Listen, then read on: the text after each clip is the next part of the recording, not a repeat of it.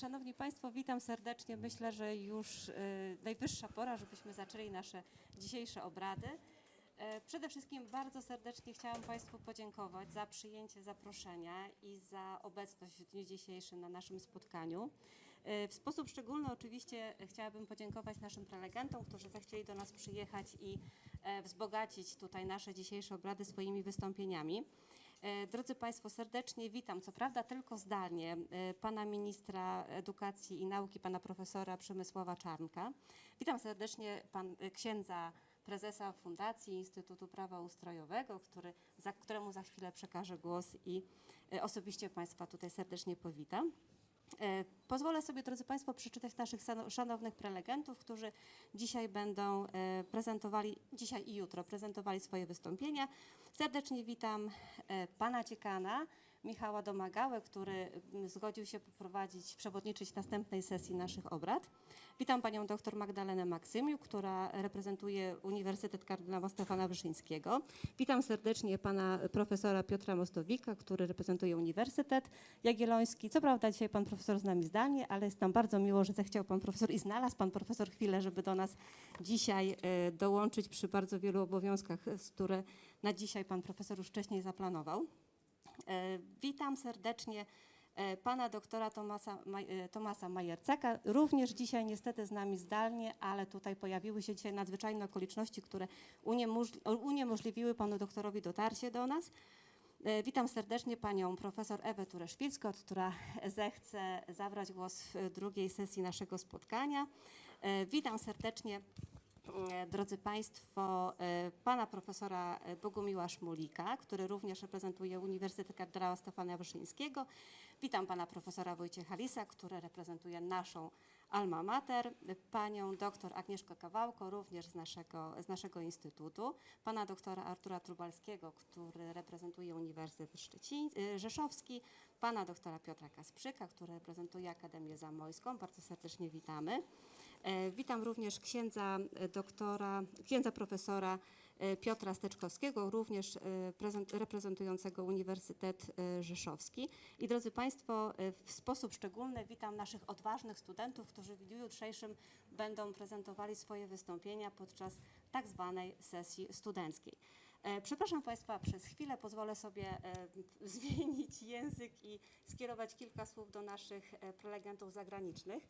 So I would like to welcome our guest from foreign university. First of all, let me welcome Professor Manole, Decebal Manole Bogdan from Romania, who is with us today. And I would like to say thank you so much, because I can always ask you for any kind of help and support, especially during organizing this conference. Of course, I also would like to welcome professors who will present today. Dr. Barbara Todt, who is with us now, online of course. Hello, Professor. I also would like to welcome Professor Laura Ceton, thank you so much, Voiculescu, Professor Oana Bozinescu, Dr. Luigi Mariano Guzzo. Unfortunately, he can't join us now, but he will join us in a few minutes. Professor Salima Galiavera, Professor Albert Gieta, and Professor from Moldova, Professor Marit Marcela and Gugulan Eufenia. So I think that now we can change the language and back to Polish. Proszę Państwa, pozwólcie, że oddam teraz głos naszemu szczególnemu gościowi, który niestety nie mógł do nas dołączyć, ale przesłał nam specjalny filmik powitalny. Także, drodzy Państwo, oddaję głos panu ministrowi Przemysławowi Czarnkowi.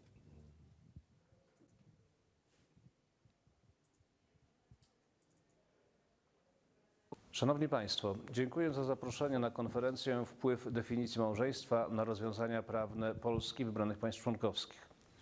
Cieszę się, że eksperci z polskich i zagranicznych uczelni podejmują naukową refleksję na ten temat. Jest to niezwykle istotne w kontekście redefinicji, a można powiedzieć zafałszowania pojęcia małżeństwa, jakie od kilku lat odbywa się w wielu krajach i powoduje zmiany nie tylko na poziomie psychologicznym i społecznym, ale też na poziomie prawnym. Jeszcze do niedawna małżeństwo bezsprzecznie było traktowane jako sformalizowany związek kobiety i mężczyzny. W ten sposób było fundamentem rodziny obejmującej także poza małżonkami, także ich wspólne dzieci. Dziś zarówno w Europie, jak i na świecie pojęcie małżeństwa jest zafałszowywane, a co za tym idzie, zmieniają się przepisy prawne, które dostosowują się do nowych, fałszywych definicji. Dlatego też powinniśmy dołożyć wszelkich starań, aby na nowo odkrywać prawdę o małżeństwie, związku kobiety i mężczyzny i z naukowym podejściem pokazywać społeczeństwu, czym ono jest i jakie ma funkcje, których nie spełni żadna inna komórka społeczna, żaden inny związek. Naszą rolą także jest przybliżanie zagrożeń wynikających z redefinicji i fałszowania pojęcia małżeństwa. Dziękuję Państwu za udział w konferencji i podjęcie naukowej debaty w tym zakresie. Jestem przekonany, że to międzynarodowe spotkanie będzie platformą wymiany doświadczeń, zdobywania wiedzy i szukania odpowiedzi. Życzę owocnych i twórczych dyskusji. Dziękujemy bardzo panu ministrowi i już wracamy do naszych dalszych obrad. Drodzy Państwo, pozwolę sobie oddać głos w tym momencie księdzu profesorowi Krzysztofowi Mikołajczykowi. Dziękuję bardzo. Proszę Państwa, ja bardzo uwielbiam mówić po pani doktor Edycie, bo ona bardzo długo mówi. To właściwie zabiera wszystkie tematy, które ewentualnie można było poruszyć. A tym bardziej, kiedy wystąpił jeszcze szef wszystkich szefów, czyli pan minister profesor Przemysław Czarnek. Ja chciałem się tylko pokłonić i powitać Państwa bardzo serdecznie, tych wszystkich i uczestników, i prelegentów, którzy objawią się nam tutaj niedługo. Ja tutaj występuję trochę w takiej podwójnej roli. Z jednej strony jako prezes zarządu Fundacji Instytut Prawa Ustrojowego, która to fundacja realizuje projekt właśnie z Ministerstwa Edukacji i Nauki. Jestem kierownikiem merytorycznym tego projektu. Ten projekt, tytuł właściwie tego projektu to jest pojęcie małżeństwa w pryzmacie teorii wymogów imperatywnych. Jeszcze raz cieszę się z tej międzynarodowej konferencji. Życzę wspaniałych owoców tejże konferencji i oddaję głos ponownie w stronę pani doktor Edyty Krzysztofik, która jeszcze przedstawi nam więcej informacji na temat tego projektu i tej konkretnej naszej konferencji. Bardzo proszę pani Edyto. Bardzo dziękuję. Drodzy Państwo, najpierw usłyszałam, że mówię za dużo, a teraz dostałam ponownie głos i mam powiedzieć krótko, chyba krótko, ale w sposób właściwy dla siebie. Raczej się nie uda. Dziękuję. Wiara w moje możliwości zawsze była dla mnie budująca. Drodzy Państwo, dzisiejsza konferencja realizowana jest w ramach projektu Małżeństwo w pryzmacie doktryny wymogów imperatywnych. Ten projekt jest finansowany w ramach projektu Nauka dla społeczeństwa Ministerstwa Edukacji i Nauki. Drodzy Państwo, my zaczęliśmy ten projekt realizować już w zeszłym roku. To jest drugi rok naszej wspólnej pracy i pozwólcie, że kilka słów powiem na temat samej struktury tego projektu oraz tego, co udało nam się do tej pory zrealizować, tak żeby Państwa wprowadzić w te nasze badania, ponieważ dzisiejsza konferencja jest jednym z elementów właśnie realizacji tego projektu. Drodzy Państwo, zasadniczo podzieliliśmy nasze badania na 3 takie podstawowe części. Pierwsza, którą mieliśmy przyjemność realizować w zeszłym roku, poświęcona była badaniom interdyscyplinarnym. Tutaj uczestniczyli w niej specjaliści z różnych dziedzin nauki. Efektem tych naszych prac było zorganizowanie dużej konferencji konferencji ogólnopolskiej, interdyscyplinarnej na temat małżeństwa jako instytucja prawno-społeczna w Polsce. I efektem tej konferencji była monografia, którą udało nam się wydać w języku polskim, w języku angielskim i w języku niemieckim. Ponadto przeprowadziliśmy 2 seminaria naukowe oraz nasi wybitni eksperci przygotowali około 20 ekspertyz tematycznych poświęconych właśnie problemowi małżeństwa z perspektywy historii, socjologii, tutaj psychologii ale również nastąpiła dosyć taka gruntowna analiza postanowień konstytucji, zwłaszcza artykułu 18 polskiej konstytucji. Drodzy Państwo, dwa kolejne obszary, które de facto rozpoczynamy w tym roku, są to badania, które dotyczą instytucji małżeństwa w systemach prawnych wszystkich państw Unii Europejskiej. My dodatkowo dzisiaj podczas konferencji rozszerzyliśmy jeszcze nasze badania na wybrane obszary, na systemy prawne wybranych państw kandydujących do Unii Europejskiej. Analizujemy również rozwiązania prawa Unii Europejskiej. Tutaj przede wszystkim koncentrujemy się na karcie praw podstawowych oraz na sposobie interpretacji postanowień karty w kontekście orzecznictwa Trybunału Sprawiedliwości Unii Europejskiej.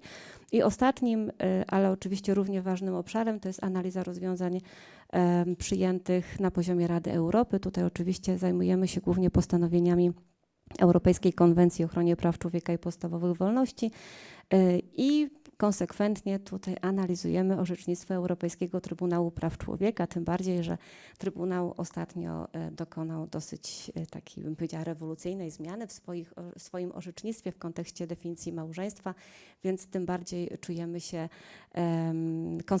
kompetentni do tego, żeby jeszcze może głębiej wejść w to orzecznictwo Europejskiego Trybunału Praw Człowieka. Drodzy Państwo, dzisiaj z kolei zajmiemy się wpływem definicji małżeństwa na rozwiązania prawne, które obowiązują w Polsce i w wybranych państwach członkowskich oraz, tak jak już wspomniałam, w wybranych państwach kandydujących do Unii Europejskiej. Planując to dzisiejsze spotkanie, przyjęliśmy takie założenie, że chcemy przeanalizować wybrane państwa, systemy prawne wybranych państw, które zachowały jak gdyby to tradycyjne pojęcie małżeństwa jako jedynej instytucji i tutaj pochylimy się nad systemem prawnym Węgier, Rumunii, Słowacji oczywiście i druga grupa to są te państwa, które jak gdyby rozszerzyły tą koncepcję małżeństwa również na związki jednopłciowe. Odwołamy się do ustawodawstwa Włoch i Niemiec, Austrii, te wystąpienia będą prezentowane w drugiej części dzisiejszego dnia. Tutaj również odniesiemy się do 3 państw kandydujących i drodzy Państwo, celowo wybraliśmy tutaj 3 państwa. Pierwsze, czyli Turcja, państwo, które jest stowarzyszone z Unią od 1963 roku. Oczekuje na przystąpienie do Unii Europejskiej, status państwa kandydującego otrzymało w 1999 roku. Potem powiedzmy mamy takie państwo środka, czyli Albanię, która status państwa kandydującego uzyskała w 2012 roku i najmłodsze, powiedzmy w cudzysłowie, dziecko kandydujące do Unii Europejskiej to Mołdawia, która uzyskała status państwa kandydującego dopiero w 2022 roku. W związku z powyższym wydaje mi się, że jest to bardzo ciekawe przeanalizowanie, w jaki sposób te państwa dostosowały bądź też zmodyfikowały pewne swoje rozwiązania prawne w kontekście ewentualnego potem przystąpienia do Unii Europejskiej. To, drodzy Państwo, czeka nas dzisiaj, natomiast jutro pochylimy się już nad polskim systemem prawnym i będziemy się zastanawiali nad wpływem definicji małżeństwa. Przyjmujemy, że tą definicją małżeństwa to jest uznanie małżeństwa jako związku kobiety i mężczyzny dla wybrane obszary prawa polskiego i tutaj skoncentrujemy się na prawie rodzinnym, prawie cywilnym, administracyjnym i na prawie karnym. Drodzy Państwo, postarałam się przedstawić Państwu w miarę skróconej wersji te informacje na temat naszych działań, naszego projektu i tego, co próbujemy w tym projekcie przeprowadzić i osiągnąć. Natomiast teraz pozwólcie, drodzy Państwo, że oddam głos panu dziekanowi Michałowi Domagale, który będzie przewodniczył pierwszej sesji naszych spotkań. Panie dziekanie, zapraszamy tu do stołu prezydialnego. Pozwólcie Państwo, że od razu poproszę panią dr Magdalenę Maksymiuk, która będzie miała pierwsze wystąpienie w tej sesji.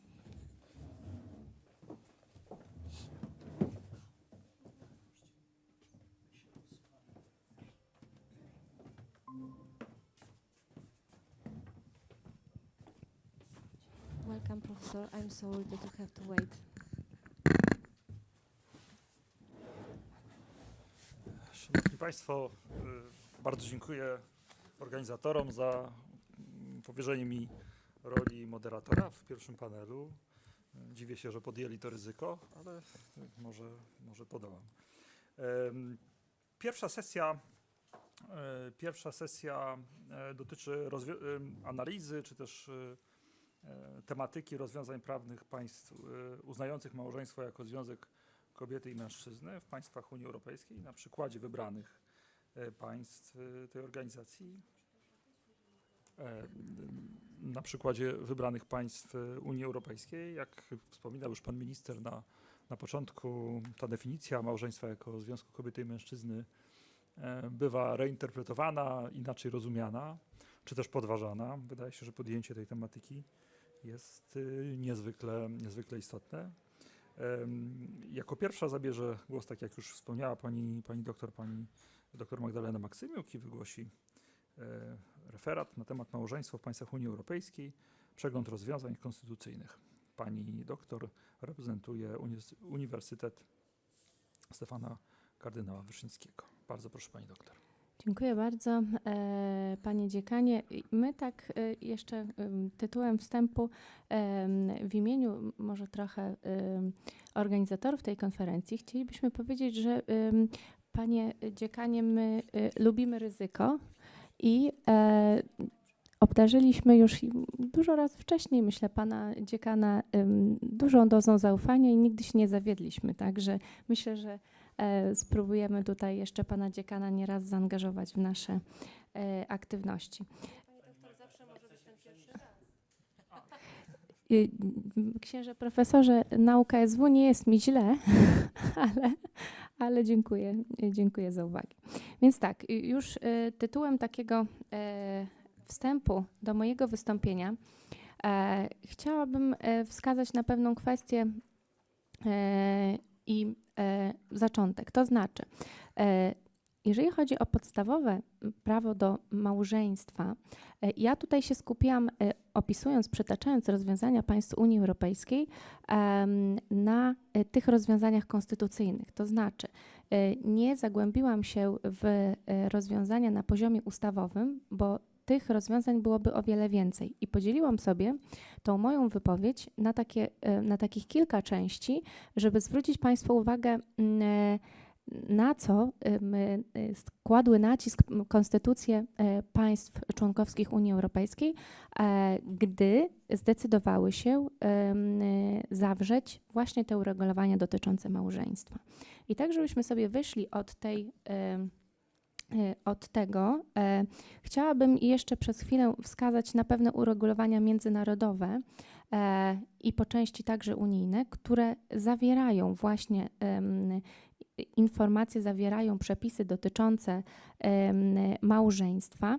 Jest to już Powszechna Deklaracja Praw Człowieka, artykuł 16, w którym wskazuje na możliwość zawarcia małżeństwa przez pełnoletnich mężczyzn i kobiety bez względu na rasę, narodowość, religię, która jest oparta na dobrowolnej i pełnej zgodzie przyszłych małżonków. Podobnie rzecz się ma w Międzynarodowym Pakcie Praw Obywatelskich i Politycznych, a także Międzynarodowym Pakcie Praw Gospodarczych, Społecznych i Kulturalnych. Później warto przytoczyć w tym kontekście również Europejską Kartę Społeczną, która wśród prawa rodziny do ochrony społecznej, prawnej, ekonomicznej zawiera także kwestię gwarantowania pomocy młodym małżeństwom poprzez świadczenia oraz inne dostępne środki. Następnie mamy Europejską Konwencję Praw Człowieka i artykuł 12, czyli prawo do zawarcia małżeństwa znów podkreślone jest jako mężczyzn i kobiet, ale już w Karcie Praw Podstawowych Unii Europejskiej, która wydana została około 60 lat po Europejskiej Konwencji Praw Człowieka, tą kwestię płci się pomija. Więc swoje rozważania na temat tych rozwiązań konstytucyjnych chciałabym rozpocząć właśnie od uwarunkowań dotyczących płci małżonków na poziomie właśnie konstytucyjnym państw członkowskich. I myślę, że to jest ważne właśnie w kontekście prowadzonego dyskursu, który gdzieś tam myślę, że w XXI wieku coraz częściej jest spotykany na temat legalności zawierania małżeństw przez osób tej samej płci. I ja zaraz do tego spróbuję także nawiązać. I w większości państw członkowskich mamy wyraźnie ustanowione prawo do zawarcia małżeństwa, ale prawo, które wskazuje, które obrazuje czy definiuje małżeństwo jako związek kobiety i mężczyzny, mamy uregulowane oczywiście my w Polsce na podstawie artykułu 18. I ja tutaj nie będę jakby się rozwijać bardziej w kontekście Polski, dlatego że my na poprzedniej konferencji już bardzo szeroko sobie omówiliśmy te kwestie i wskazaliśmy, że jest to wprost wskazana definicja małżeństwo jako związek kobiety i mężczyzny, zawarte w artykule 18 w rozdziale 1 Konstytucji, czyli tym, który określa te nasze najważniejsze zasady ustrojowe w państwie i które generują tą trudniejszą formułę zmiany konstytucji, która zawierałaby w sobie organizację referendum. Na Węgrzech konstytucja w artykule L ustęp 1 określa również małżeństwo jako związek kobiety i mężczyzny, który jest ustanowiony na zasadzie dobrowolności. Podobne rozwiązania możemy znaleźć w Bułgarii, artykuł 46 ustęp 1, gdzie małżeństwo jest wolnym związkiem kobiety i mężczyzny.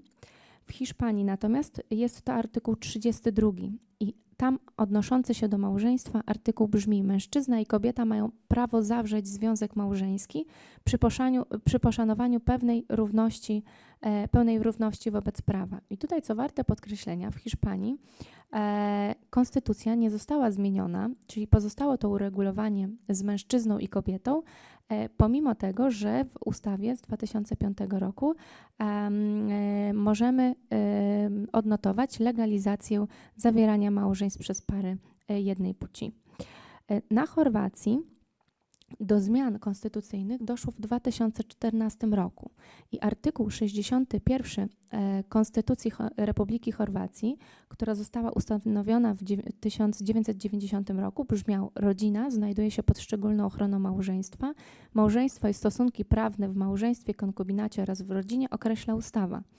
I właśnie w wyniku przeprowadzonego referendum na Chorwacji zmieniono brzmienie tej definicji na małżeństwo to związek kobiety i mężczyzny. I małżeństwo i stosunki prawne w małżeństwie, konkubinacie i rodzinie mogą być regulowane przez prawo. Podobne rozwiązanie i do podobnej zmiany doszło na Słowacji. I tutaj określano małżeństwo jako wyjątkową więź pomiędzy mężczyzną a kobietą.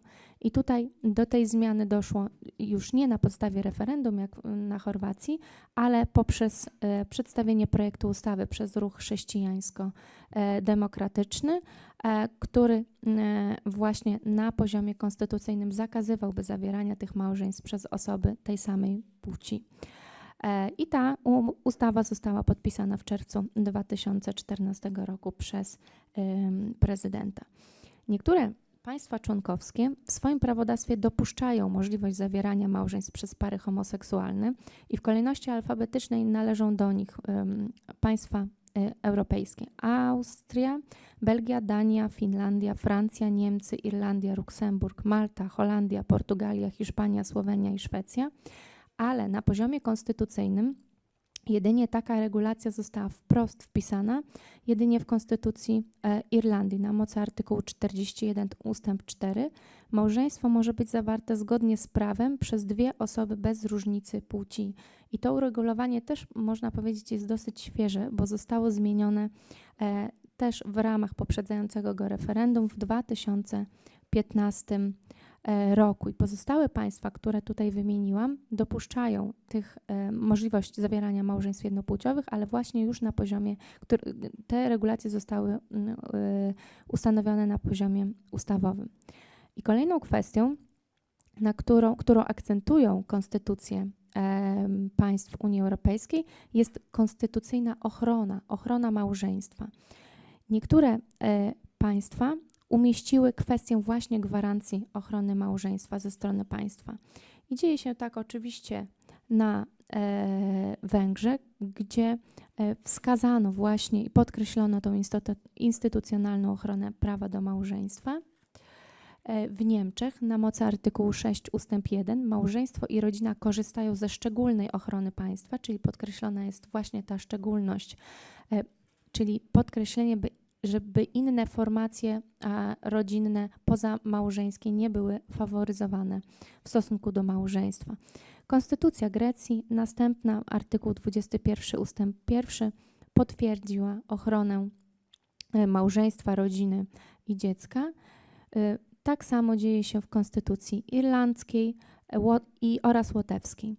Kolejnym punktem wspólnym dla konstytucji, które właśnie zawarły uregulowania dotyczące małżeństwa, jest podkreślenie równości praw w małżeństwie. I niektóre konstytucje właśnie wymagają, aby oboje z małżonków mieli równe prawa. I ma to miejsce w Bułgarii, Estonii, we Włoszech, na Litwie, w Portugalii, Rumunii, Słowenii i Hiszpanii. Jednakże te przepisy dotyczące równości praw w małżeństwie są w ramach poszczególnych konstytucji zapisywane w sposób odrębny. Na przykład w Bułgarii mówi się o równych prawach i obowiązkach w małżeństwie i rodzinie. Estonia, artykuł 27, małżonkowie mają równe prawa. Włosi małżeństwo opierają na moralnej i prawnej równości małżonków. Na Litwie artykuł 38 wskazuje na małżeństwo zawierane jest za dobrowolną, obopólną zgodą mężczyzny i kobiety. Portugalia artykuł 36. Każdy ma prawo do założenia rodziny i zawarcia małżeństwa na zasadach pełnej równości. Małżonkowie mają równe prawa, ale też tutaj podkreślono obowiązki w zakresie zdolności cywilnych i politycznych oraz w zakresie utrzymania i edukacji swoich dzieci, czyli zwrócenie uwagi właśnie też na tą kwestię rodzinną. Rumunia, artykuł 48 ustęp 1. Podstawą rodziny jest dobrowolnie zawarte małżeństwo przez małżonków, ich pełna równość oraz prawo i obowiązek rodziców do zapewnienia dzieciom wychowania, wykształcenia, nauczania. I Słowenia, artykuł 53, małżeństwo opiera się na równości małżonków. I jako ostatnią wymieniłam Hiszpanię, artykuł 32, już przywoływany wcześniej. Mężczyzna i kobieta mają prawo zawrzeć związek małżeński przy poszanowaniu pełnej równości wobec prawa. Oczywiście na arenie naszej unijnej znajdują się również te państwa, które nie zawarły uregulowań na poziomie konstytucyjnym dotyczących małżeństwa. I tak na przykład w Belgii czy w Luksemburgu mamy rozwiązania dotyczące ślubu cywilnego, które wskazują właśnie na możliwość zawarcia małżeństwa, ale nie mamy wprost regulacji dotyczących, charakteryzujących małżeństwo. I w konstytucjach niektórych krajów Europy Zachodniej nie mamy ani tego prawa do zawarcia małżeństwa, ani prawa do założenia rodziny, z których moglibyśmy domniemać regulacje, czy implikować regulacje dotyczące małżeństwa. I dzieje się tak we Francji, Finlandii, Danii, Norwegii, Szwecji, Czechach, Austrii czy Malty. I tytułem zakończenia ja pokusiłam się o kilka takich wniosków, które można wywieść z tego mojego wyliczenia pewnych rozwiązań na poziomie konstytucyjnym. Możemy wskazać, rozpoznać pewien podział historyczno-kulturowo-geograficzny. I oczywiście nie wskażemy tutaj pewnych ostrych linii, ale możemy wskazać, że państwa wschodnie i zachodnie nadal interpretują tę sferę prowadzenia polityki czy prawa w różny sposób. Możemy narysować także pewną linię czasową pomiędzy tymi konstytucjami, które były ustanowione wcześniej, a które zawierają mniej szczegółów dotyczących tego podstawowego prawa do małżeństwa, a nowszymi, zwłaszcza w krajach postkomunistycznych, które po ustabilizowaniu swoich demokracji uchwaliły nowe konstytucje, które w sposób bardziej szczegółowy omawiają małżeństwo i przyjmują właśnie ten tradycyjny pogląd małżeństwa definicji małżeństwa jako związku kobiety i mężczyzny. Dziękuję bardzo. Bardzo dziękuję pani doktor za niezwykle ciekawe i takie szczegółowe przedstawienie wybranej przez siebie tematyki. Takie podejście komparystyczne, jak sądzę, stanowi doskonałe wprowadzenie do drugiego tematu, czy do drugiego referatu, który wygłosi pan profesor Piotr Mostowik z Uniwersytetu Jagiellońskiego. I pan profesor będzie mówił o zawieraniu małżeństw za granicą przez obywateli polskich. Panie profesorze, czy jesteśmy gotowi? Tak, dziękuję. Bardzo proszę. Dziękuję panie dziekanie za zapowiedź. Bardzo mi miło, że mogę tutaj wziąć udział w tej konferencji. Dziękuję pani doktor za kontakt miły. Tutaj mieliśmy przy okazji sposobność 2 czy 3 tygodnie temu porozmawiania też o innych sprawach powiązanych. Zresztą muszę powiedzieć, że w ostatnich miesiącach to już druga taka konferencja istotna organizowana w Katolickim Uniwersytecie Lubelskim. W grudniu też brałem udział w konferencji organizowanej przez pana profesora Motykę.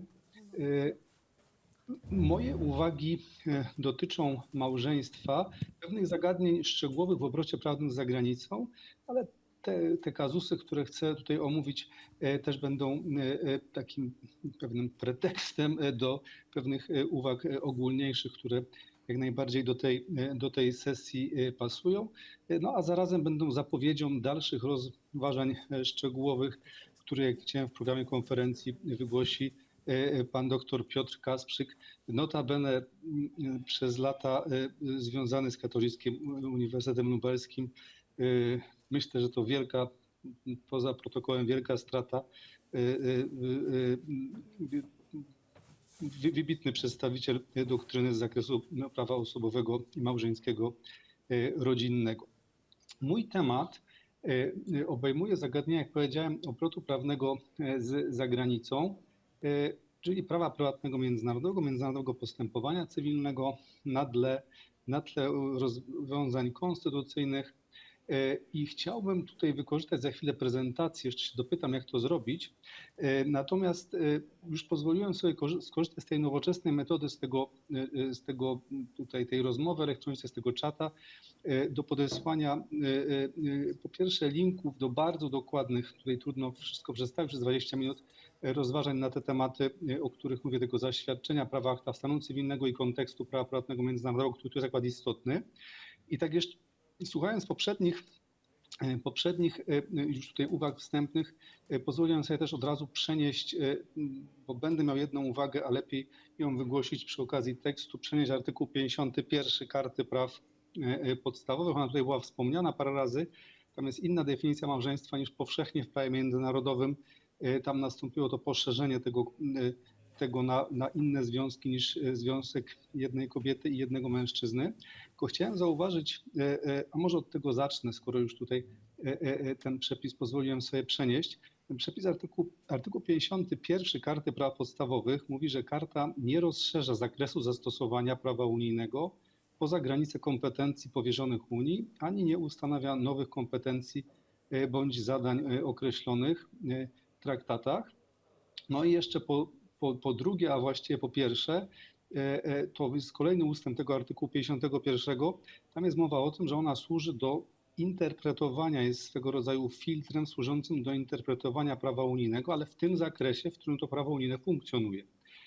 Tutaj no, nie ma chyba większych wątpliwości, że co do prawa osobowego i co do prawa małżeńskiego, rodzinnego, tych kompetencji państwa członkowskie Unii Europejskiej nie przekazały. W związku z tym no, tego w zakresie, tak jak powiedzielibyśmy prościej, kodeksu rodzinnego czy prawa o aktach stanu cywilnego, zresztą to potwierdza ostatnio orzecznictwo, tej kompetencji nie ma, a co za tym idzie, ten filtr, który nazywa się Karta Praw Podstawowych, no nie ma zastosowania do spraw osobowych i do spraw rodzinnych w ścisłym znaczeniu tego słowa, natomiast oczywiście może mieć zastosowanie do tych przepisów chociażby dotyczących swobody przemieszczania się czy prawa publicznego gospodarczego, w którym to zakresie ta kompetencja jest, a tym samym jest co filtrować drogą tej karty. Przechodząc do prawa o aktach stanu cywilnego, chciałem udostępnić przepisy, bo wydaje mi się, że tak będzie łatwiej. Chciałem tutaj dopytać, czy to w ten sposób mogę zrobić tutaj korzystając... Nie, profesorze, na szczęście jesteśmy na Google Meeting i tutaj pan profesor ma pełną władzę do pokazania każdej prezentacji, każdego tekstu, który jest u pana widoczny na pulpicie. Może jakiś nieprawniczy film. Nie, tutaj tylko właśnie tutaj mam, wybierz. Mam napisane, że nie mogę udostępnić twojego ekranu. Musisz przypisać odpowiednie uprawnienia. Taki mam tutaj Zaraz komunikat. Przepraszam bardzo, panie Tomaszu, czy możemy prosić na chwilkę? I zaraz poprosimy kompetentną osobę, Albo która może ja nam będę wyjaśnić. kontynuował, a może bym prosił o wyświetlenie tego, co wysłałem na wszelki wypadek w PDF-ie. Tam jest kilka przepisów. Kontynuuję.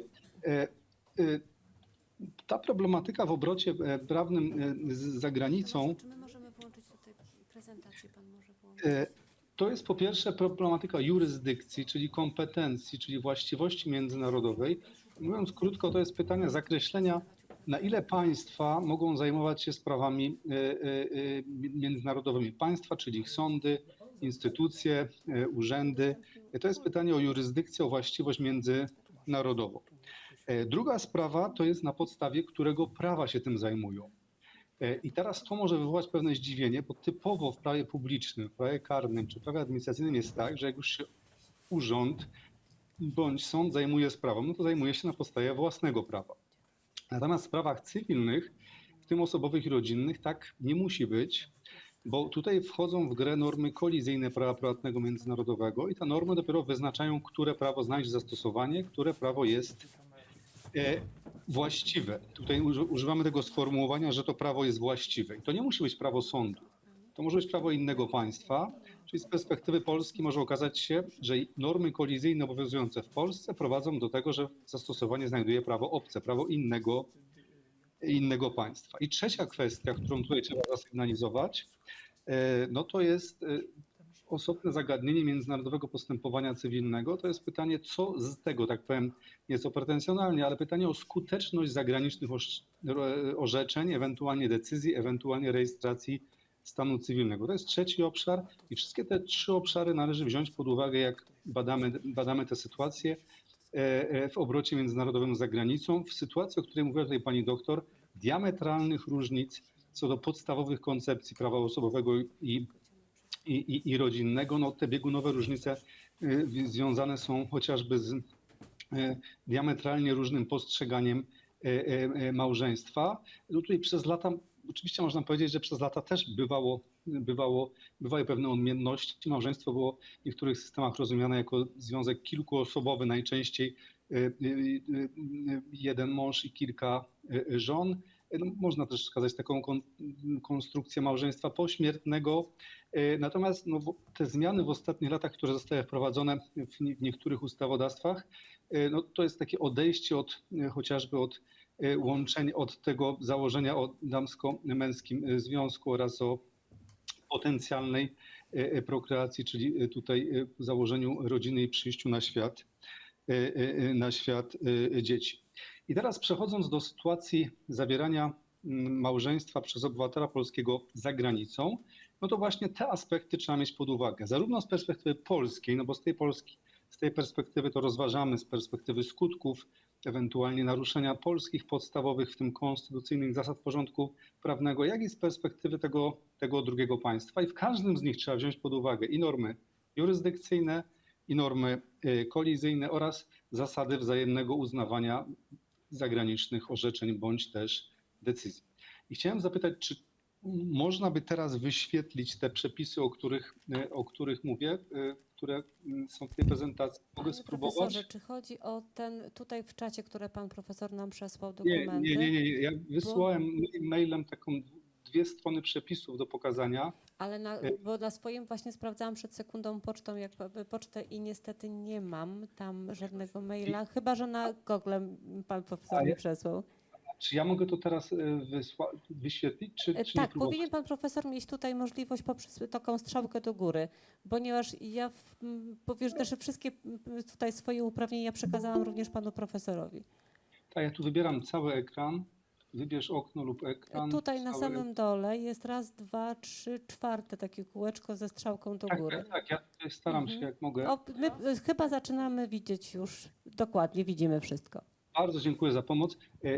Idziemy dalej. No czyli tak, z perspektywy polskiej, zawarcia małżeństwa w Polsce, artykuł 48, przechodzimy już konkretnie do przepisów, mówi także o możliwości zawarcia małżeństwa, rozstrzyga prawo ojczyste, czyli prawo wyznaczone obywatelstwem każdego z narzeczonych, czy nupturientów, jak to chyba mniej ładnie nazywa prawo, czyli obywatelstwo tutaj o tym przesądza. Natomiast osobna regulacja to jest kwestia formy. Forma zawarcia małżeństwa to jest co do zasady prawo państwa, w którym jest ono zawierane, i polskie przepisy prawa prywatnego międzynarodowego w artykule 49 ustępie 2 jakby na korzyść formy nazwanej wyznaniową, czyli możliwość zawarcia tutaj małżeństwa jako sakramentu w Kościele.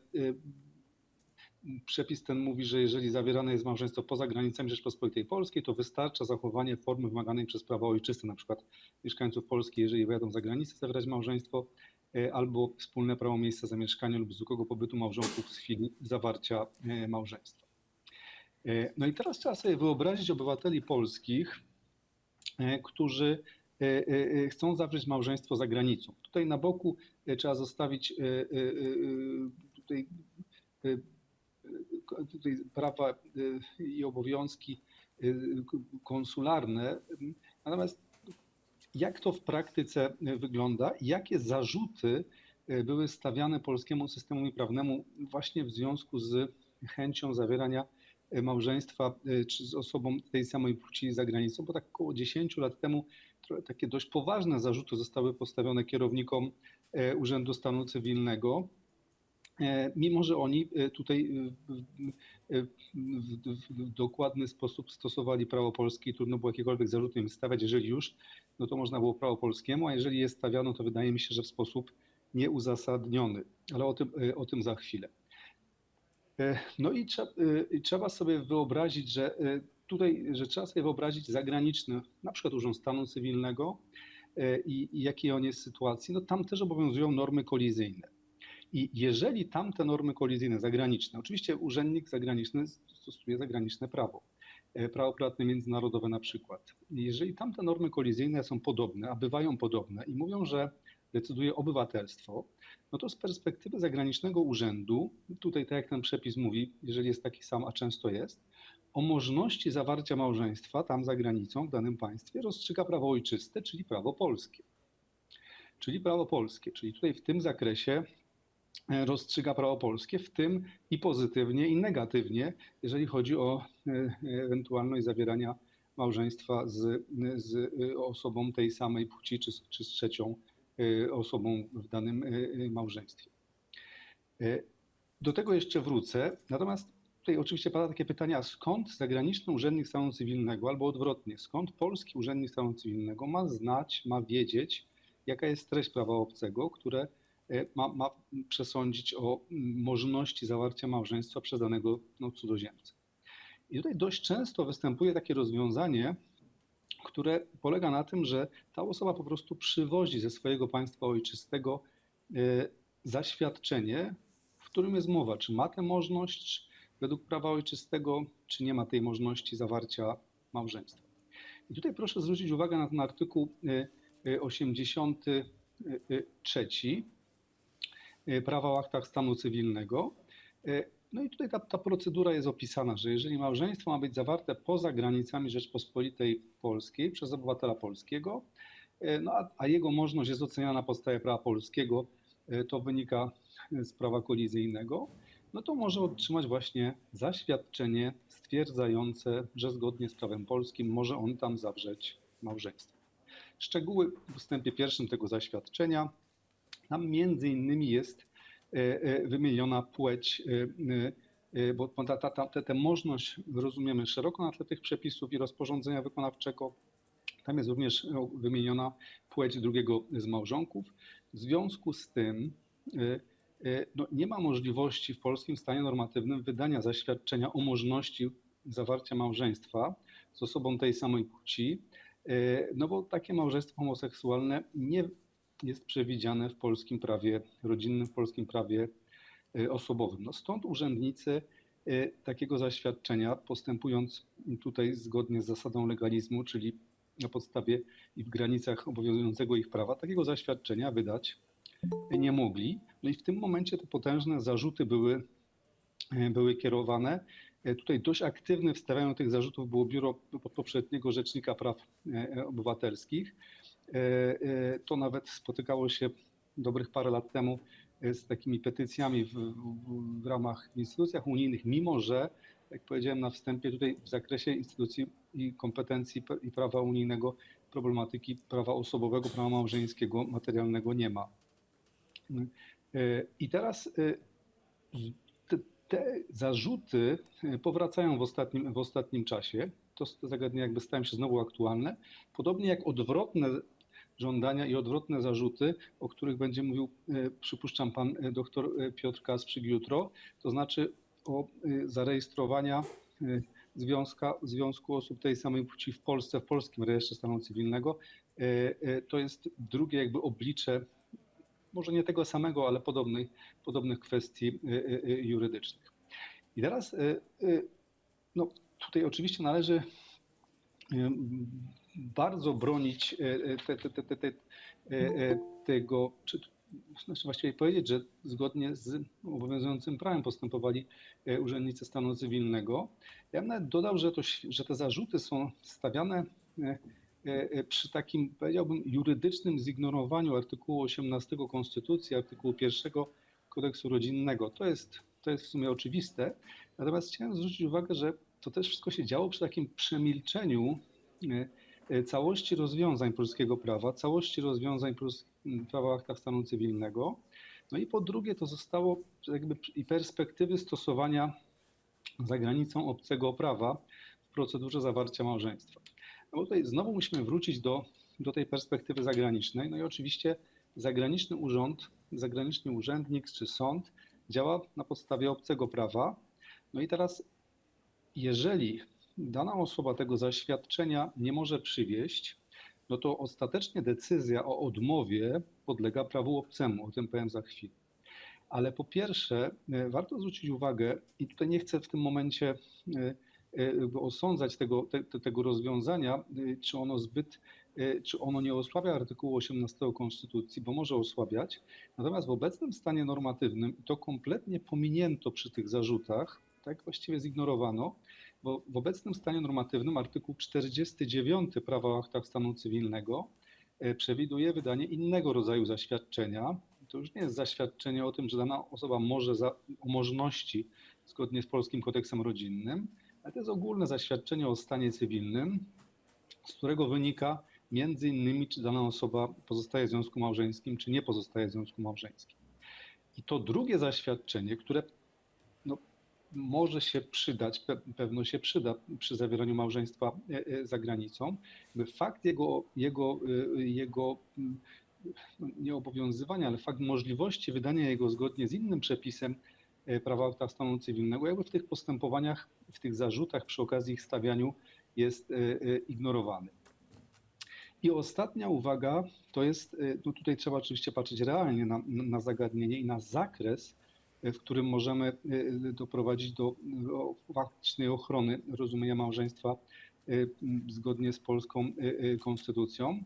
No, trzeba mieć na względzie również, że tak jak polskie sądy czy polskie urzędy mogą nie zastosować obcego prawa z uwagi na klauzulę porządku publicznego, czyli przypominam takie rozwiązanie funkcjonujące w prawie prywatnym międzynarodowym, w kodeksie postępowania cywilnego i właśnie w prawie aktach stanu cywilnego.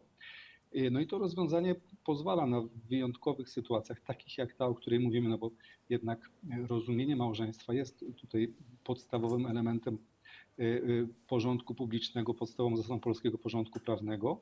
Ta klauzula pozwala w takich wyjątkowych sytuacjach albo odmówić zastosowania prawa obcego, albo odmówić skutków zagranicznego orzeczenia, w tym skutków zagranicznej rejestracji stanu cywilnego. I w tym momencie znowu trzeba sobie wyobrazić perspektywę zagraniczną, spoglądając realnie i realnie oceniając tę sprawę. No i z perspektywy zagranicznej, niech będzie dla przykładu hiszpańskiej, to pojęcie porządku publicznego, pojęcie podstawowych zasad porządku publicznego jest diametralnie inne, jest biegunowo inne. No skoro w każdym z tych państw biegunowo inne są definicje małżeństwa, to i biegunowo diametralnie różne jest rozumienie tej instytucji prawnej przy rejestracji. Stąd należy się spodziewać, i w niektórych państwach, z tego co pamiętam w ustawie belgijskiej albo holenderskiej to jest wyraźnie wpisane, stąd należy się spodziewać, że po pierwsze powiedziałem, że tego zaświadczenia o możności polscy urzędnicy wydać oczywiście nie mogą i trudno im stawiać tutaj pretensje i trudno zrozumieć taką nawet takie zarzuty, które są stawiane też na forach międzynarodowych. Po drugie jest to drugie zaświadczenie, no a po trzecie też trzeba tutaj realnie spoglądając widzieć, że zagraniczny urząd czy zagraniczny sąd może zastosować klauzulę porządku publicznego w rozumieniu tego porządku, tych podstawowych zasad w rozumieniu zagranicznym. No i to doprowadzi do tego, że w danej sytuacji może być to małżeństwo finalnie zawarte, a pominięta zostanie treść prawa polskiego jako sprzeczna z podstawowymi zasadami porządku prawnego tamtego państwa, które tak postępuje. Kończąc te uwagi, chciałem zwrócić jeszcze uwagę na instytucję jurysdykcji nadmiernej, no bo to tutaj, co możemy, z kolei my stawiać taki zarzut w obrocie międzynarodowym, no to byłoby właśnie twierdzenie, że to jest jurysdykcja nadmierna i że instytucje państwowe, w tym sądy, w tym na przykład urzędy stanu cywilnego za granicą zajmują się sprawami, które nie są powiązane z danym państwem obcym, a za to są ściśle powiązane z naszym porządkiem prawnym, a tym samym następuje taka pośrednia ingerencja. Tyle, że akurat przy małżeństwie ten zarzut, który moglibyśmy stawiać, jest mniej uzasadniony, no bo tutaj przeważnie będzie tak, że druga z tych osób będzie powiązana z obcym porządkiem prawnym, czy to za pośrednictwem obywatelstwa, czy to za pośrednictwem zwykłego pobytu w tamtym państwie. Mówię o drugim z nupturientów. Podsumowując te uwagi, przy okazji których, no uwagi już dość szczegółowe, ale przy ich okazji wychodzi kilka takich zagadnień i potrzeby, podsumowałbym to dwoma zdaniami. Po pierwsze, w tym obrocie międzynarodowym w sprawach cywilnych i rodzinnych konieczne jest wzięcie pod uwagę, jak współgra ze sobą ten system jurysdykcyjny czy zakresu rejestracji stanu cywilnego. Po drugie, system norm kolizyjnych, czyli prawa prywatnego międzynarodowego rozumianego ściśle. No i po trzecie, jakie funkcjonują zasady wzajemnego uznawania i wykonywania zagranicznych orzeczeń, ewentualnie wpisów do rejestru stanu cywilnego, no bo to też może załatwiać sprawę. No a po drugie, oczywiście należy mieć tutaj świadomość tych konstrukcji klauzuli porządku publicznego i mechanizmów, które każde państwo ma i każdemu państwu powinno służyć dla ochrony właśnie podstawowych zasad porządku prawnego, w tym tak jak odnośnie do rozumienia małżeństwa wynikają w Polsce z artykułu 18, którego geneza w sumie jest klarowna. No, tutaj abstrahując od kilku w ostatnich latach takich wypowiedzi, które no, też autorów, którzy przestali jakby znać tę genezę oraz podstaw polskiego porządku prawnego, które wynikają z artykułu 1 kodeksu rodzinnego. Dziękuję bardzo za uwagę. Bardzo dziękuję panie profesorze za oczywiście brawa, tak, za przedstawienie swojego referatu. Dziękuję za pamiętanie o naszych reżimach czasowych. Dziękuję również za przypomnienie kwestii związanych z prawem prywatnym, międzynarodowym. Widzę tu na sali panią doktor Agnieszkę Kawałko i doskonale przypominam sobie zajęcia z nią na ten temat. Oczywiście wspominam bardzo miło, z sentymentem, aczkolwiek łatwo nie było. Szanowni Państwo, teraz mamy w planie przerwę kawową. Serdecznie Państwa zapraszam. Jeżeli chodzi o szczegóły to... Aha, czyli jednak ja. 3. piętro. Bardzo dziękuję. And now we will have 3, 4, 2, 6 very interesting presentation, and we had to change a bit in our program, so we will start with the last presentation from the session number 2, because now we will hear some information about the legal relations on marriage in the Republic of Moldova. And now the floor is yours. Eugenia, please present your speech. Thank you a lot. I will present my article in Romania, but the presentation is in English. So let's begin. Aspecte introductive privind conceptualizarea căsătoriei. Din punct de vedere al dreptului familiei, instituția căsătoriei are o importanță covârșitoare.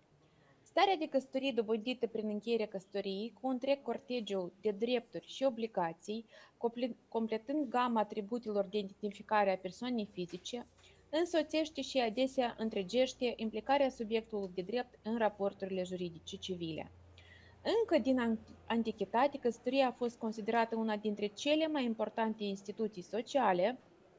Jurisconsulții romani au definit termenul căsătorie ca fiind uniunea dintre bărbat cu femeia, o comuniune pentru întreagă viață, împărtășirea dreptului divin și uman. Fie, într-o altă accepțiune doctrinară, se specifică că căsătoria este uniunea bărbatului cu femeia, constând într-o comunitate de viață de nedespărțit. Potrivit prevederilor Codului Familiei a Republicii Moldova, pentru încheierea căsătoriei este necesar consimțământul reciproc, neviciat, exprimat personal și necondiționat al bărbatului și femeii care se căsătoresc, precum și atingerea de către ei a vârstei matrimoniale. Codul Familiei Român proclamă faptul că căsătoria este încheiată între bărbat și femeie, având drepturi egale în exercitarea drepturilor patrimoniale cât și nepatrimoniale. Privită ca act juridic constitutiv al familiei, căsătoria se distinge prin următoarele caractere specifice. Caracterul laic, civil al căsătoriei. Încheierea și înregistrarea căsătoriei sunt de competență exclusivă a autorității de stat. Astfel, articolul 9 al Codului Familiei al Republicii Moldova este categoric și explicit. Numai căsătoria încheiată la organele de stat de stare civilă generează drepturile și obligațiile de soți prevăzute de prezentul cod. La fel, căsătoria nu poate fi dovedită decât prin certificatul de căsătorie eliberat pe baza actului întocmit în registrul actelor de stare civilă. Următorul caracter este caracterul solemn al căsătoriei. Valabilitatea actului juridic al căsătoriei este condiționat și de respectarea unor cerințe de formă. Simplul acord de voință al viitorilor soți nu este de ajuns.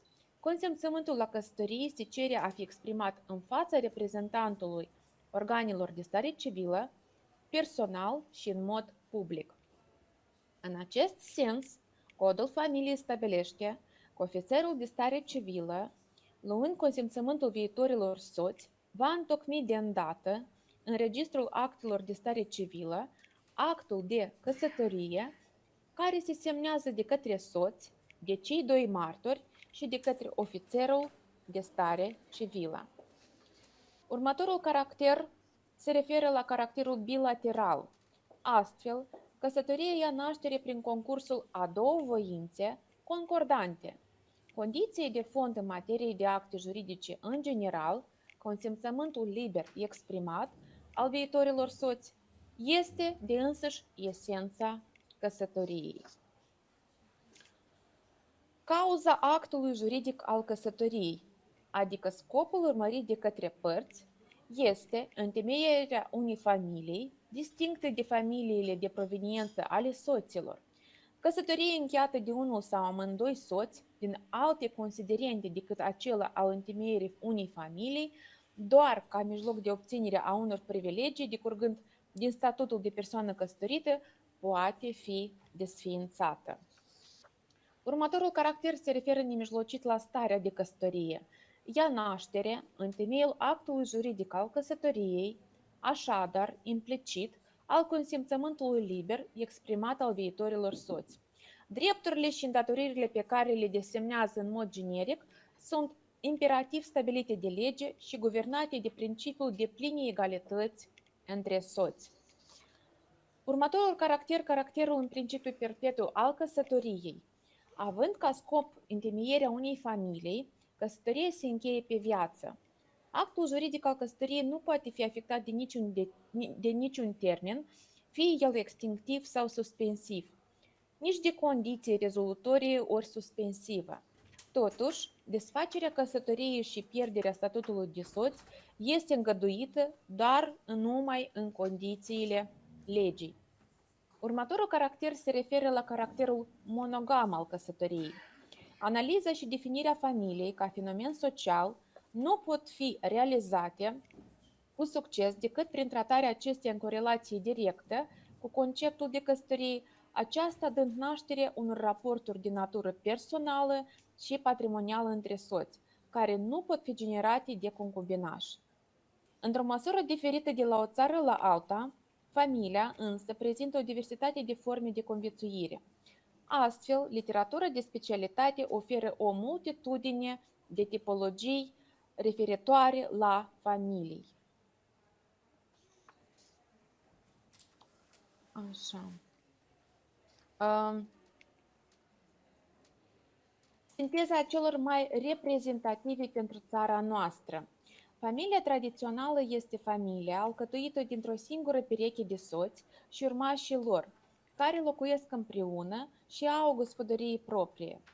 Familia cu 3 sau 4 generații, o familie extinsă, este o formă de familie cu 3 generații, este cea formată din soț, soții, copiii acestora, la care se pot adăuga părinții soțului și sau soției, bunicii acestora, frații și surorile soțului și a soției, copiilor, unchi, mătuși ale cuplului. Familia mixtă sau reconstituită este familia în care părinții au mai fost căsătoriți și au divorțat sau și-au pierdut partenerul. Familia formată dintr-un bărbat și o femeie care locuiesc împreună în concubinaj. Persoanele locuiesc în aceeași gospodării, dar nu sunt uniți prin căsătorie legală și care au sau nu, după caz, copii. Pe lângă avantajele aduse de modernitate, oamenii trebuie să facă față unor provocări, unor noi conflicte și dezavantaje. Corespunzător, schimbarea statutului social al femeii prin implicarea ei în activități profesionale schimbă raporturile dintre cei doi parteneri. Tot mai mult se resimte separarea fizică și afectivă între parteneri și menționăm că s-a trecut de la familia cu mulți copii la una restrânsă, familia cu un singur copil. Există tendința de a renunța la copii, ambii partenerii se concentrează foarte mult asupra carierei și ignoră latura reproductivă a familiei. Astăzi, tinerii sunt mai mult orientați spre satisfacția maritală, spre împlinirea emoțională în familie, decât să urmărească cu orice preț longevitatea familiei. Schimbarea mentalității din una din stigmatizatoare în una din acceptare și toleranță față de modelele noi de viață familială, cum ar fi familia cu un singur părinte, cuplurile afectate în concubinaj, cuplurile și căsătoriile între parteneri de același sex, adolescenți care devin părinți, dar și față de fenomene ca divorțul și separarea, locuită împreună înainte de căsătorie. Tendința la libertinaj, inclusiv mai ales sexual, și de a fi furați de modelele familiale la modă, cum ar fi, de exemplu, concubinajul. Diminuarea presiunii biserice asupra relațiilor sexuale și instituției familiei. Drept concluzii, ținem să menționăm că procesul de încheiere a unei căsătorii este mult mai simplificat în epoca contemporană, comparativ cu procesul de încheiere a unei căsătorii în dreptul roman. În dreptul roman erau necesare o multitudine de tradiții și obiceiuri pentru ca doi oameni să fie declarați căsătoriți. Și sentimentele acelor vremuri erau altele, reieșind din statutul persoanei, pe când astăzi căsătoria se poate încheia doar prin propria voință a doi oameni, femeie și bărbat, care au atins vârstul majoratului 18 ani sau celor de la 16 ani ca excepție, pentru care se solicită acordul reprezentanților săi legale. Thank you a lot. Thank you very much, Eugenia, for your speech.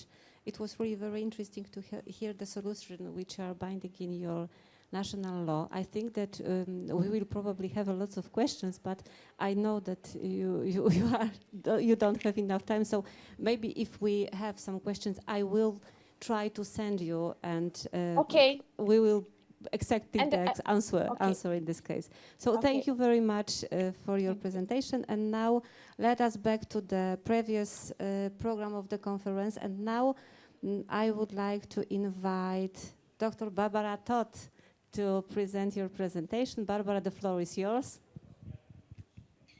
Thank you, Edita. I would like to welcome all the colleagues in Lublin and in the online version.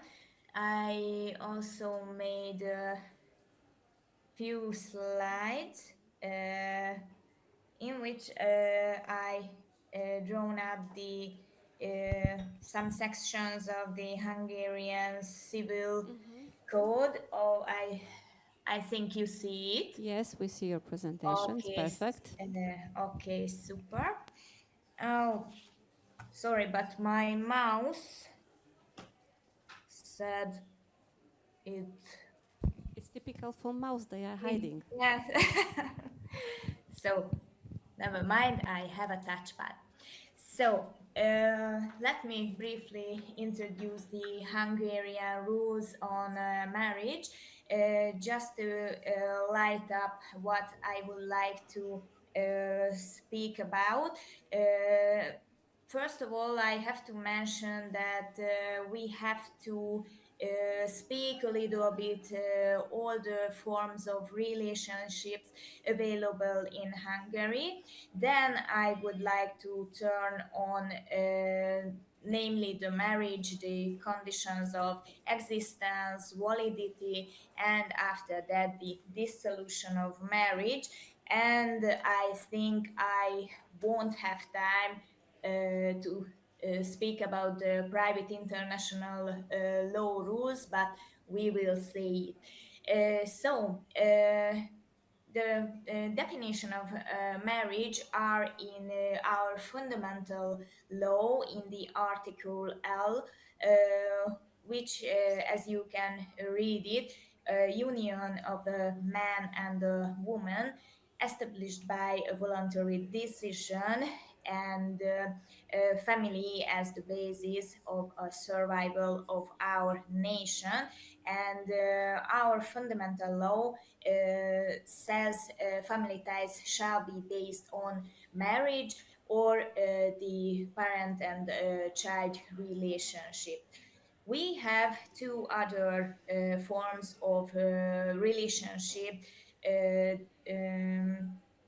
defined by law: the registered partnership and the de facto partnership or cohabitation. To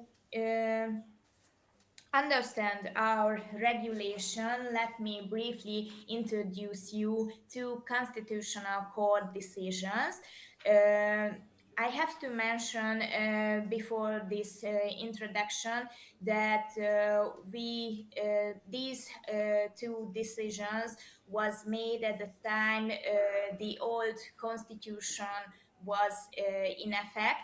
And now from 2012, we have a new constitution called fundamental law, so it's not based on the now effective rules, but we have similar regulations.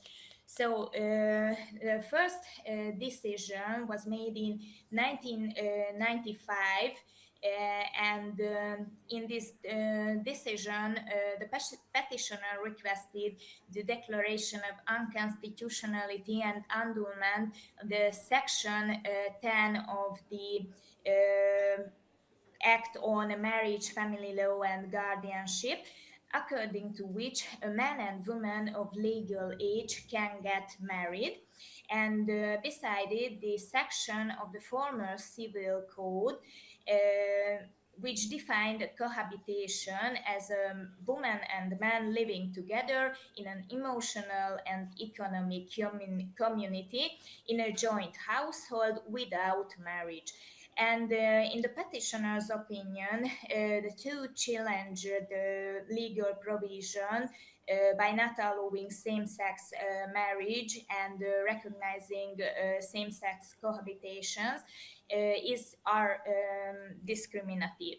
According to the petitioner, these provisions therefore violate the Article 66 of the Constitution, which ensures the equality of men and women, and the Article 70 per A section of the Constitution, which is prohibiting any kind of discrimination, including gender-based discrimination.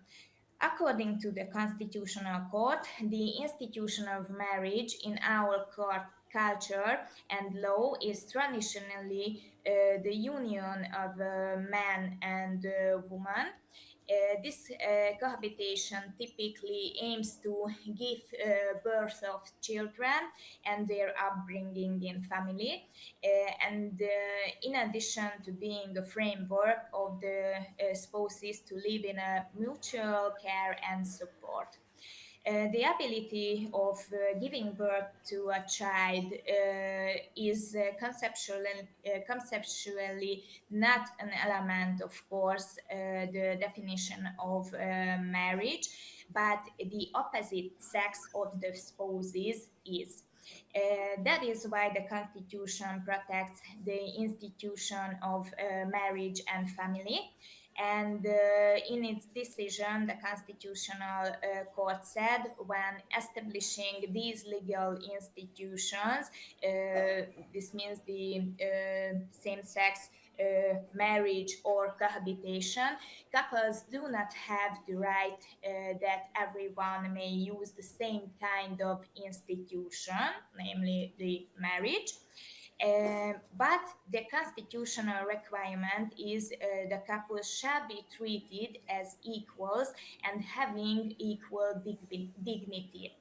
The Constitution only imposes on the legislator to the requirement of equal regulation of the condition of marriage between opposite sex partners, which does not include the legal possibility of the same-sex marriages.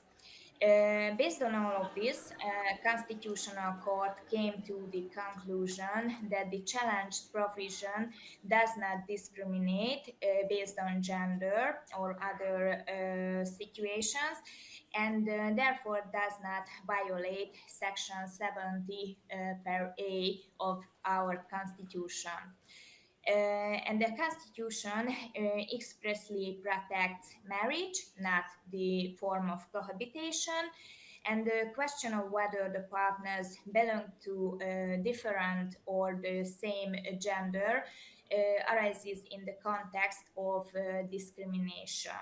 Therefore, on the grounds of violation of human dignity, it is contrary to the Article 70 per A of the Constitution to exclude same-sex persons living together in a common household in an emotional and economic community from the definition of cohabitation. I'm sorry for a moment, Barbara, because we see only one slide of your presentation. Yes, just because I'm not speaking about the Okay, slide. I'm sorry. I was afraid that was something wrong for... To understand why it is important in Hungary to make differences between Perfect. these. I'm sorry I disturb you. Never mind. So thanks to that decision of the Constitutional Court in December 2007, there was made an act, namely the Act 184 of 2007 on registered partnership, which would have entered into force on the 1st of January 2009. That act recognized registered partnerships as a legal institution of family law and only referred to the rules different from marriage. The act, similar to the French and Dutch regulation, would have allowed all adults to enter into registered partnership, regardless of their gender or sexual orientation. And the registered partnership would have been established by a declaration of will before the registrar and could have been terminated by the court or a notary, regardless of any other things. But the decision of the Constitutional Court was made on the 15th of December 2008, established unconstitutional and annulled the provisions of that act. So it did not enter into force. And according to the Constitutional Court decision, the creation of a legal institution of a registered partnership for persons of the same sex is not unconstitutional. The decision stipulates that, however, for a person of the same sex who are not allowed to marry under the Constitution, legislators shall, within the limits of the Constitution, of course, provide for a relationship with legal status similar for of the spouses, which ensures their treatment as persons of equal dignity. While in the cases of opposite-sex couples, marriage or cohabitation is a matter of choice. So, in the absence of legal option, same-sex couples cannot decide to enter into marriage instead of cohabitation. So, according to that decision of the Constitutional Court, only persons of the same sex can establish a registered partnership, similar to the German and the English regulation. And after that, the legislator made the act you can see on the slide. And according to that, two persons of the same sex who are reached the age of 18 may enter into a registered partnership.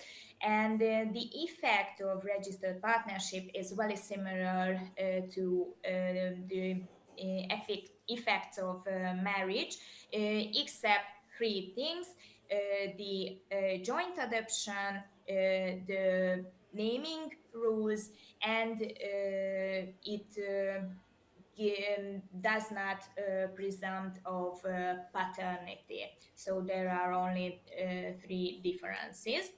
The other form of relationship, the de facto cohabitation, is quite in an interesting position in Hungary, because it is a kind of family form, but only two sections are in the Book of Family Law in our new civil code, and the main definition and the property relations of cohabitants are in the Book of Contract Law. So it seemed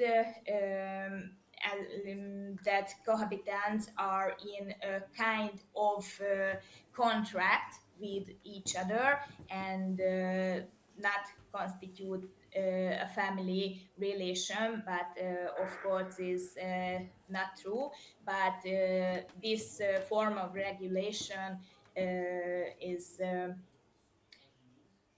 not so good, if I could say it. And now let's turn to marriage and the conditions of existence.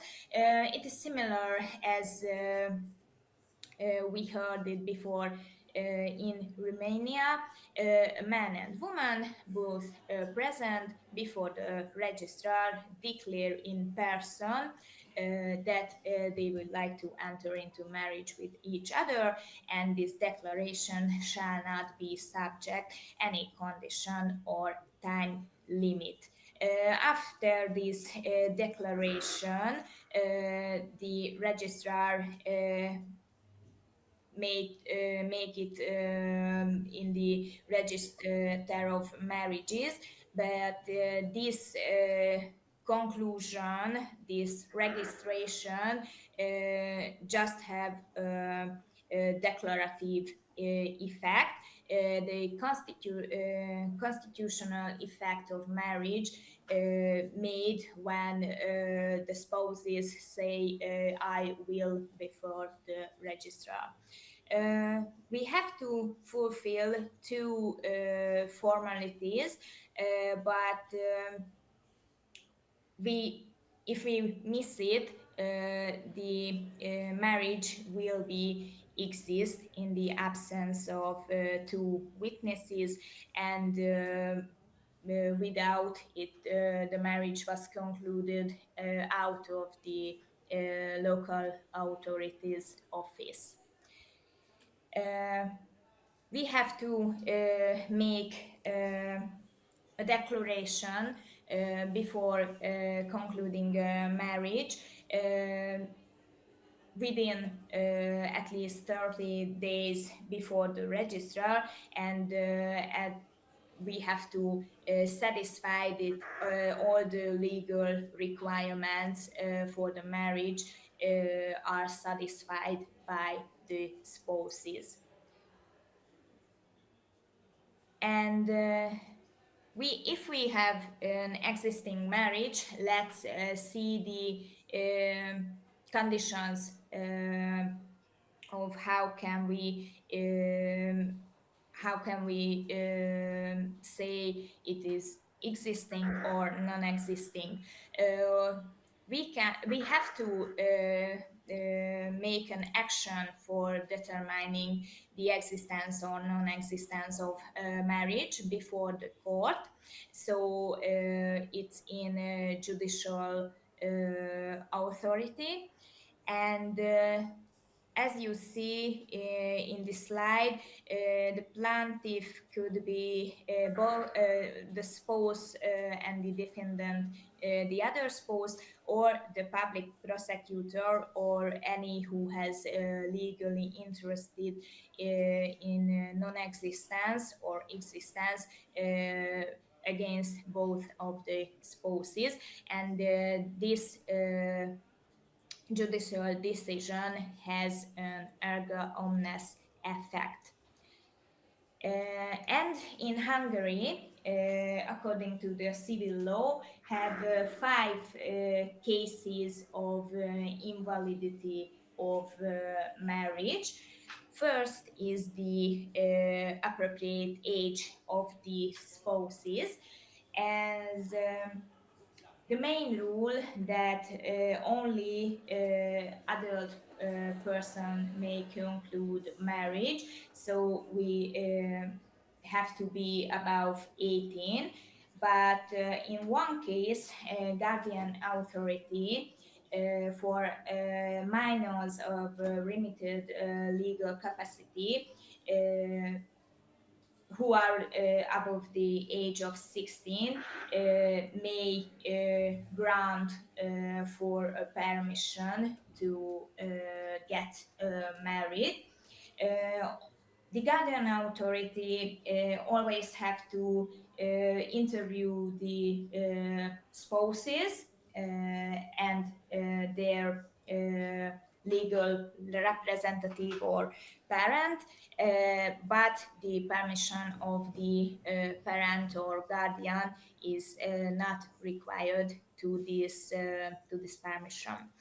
And in this case of invalidity, only the spouse in whose person the invalidity was testified, so in this case namely the spouse under the age of 16 or above 16, but not permitted by the guardian authority, may bring a case to the court to annul this marriage, and within a 6-month time limit after reaching majority.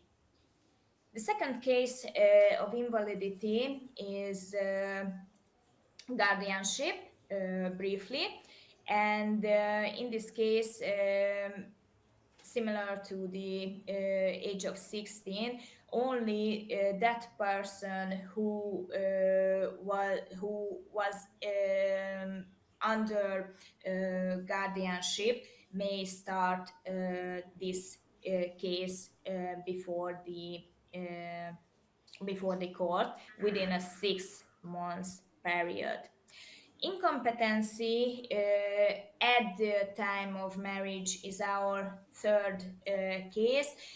For example, drunkenness or are under the effect of any drugs, pills, or something else like that. And if one of the spouses in that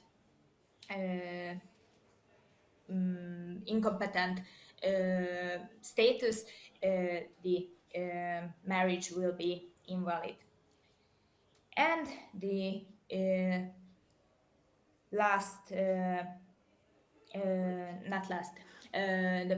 fourth case of invalidity, the strong family ties, namely the relative in direct line, siblings, the aunt, nephew, and uncle, niece relation, and the adoption, which we can name.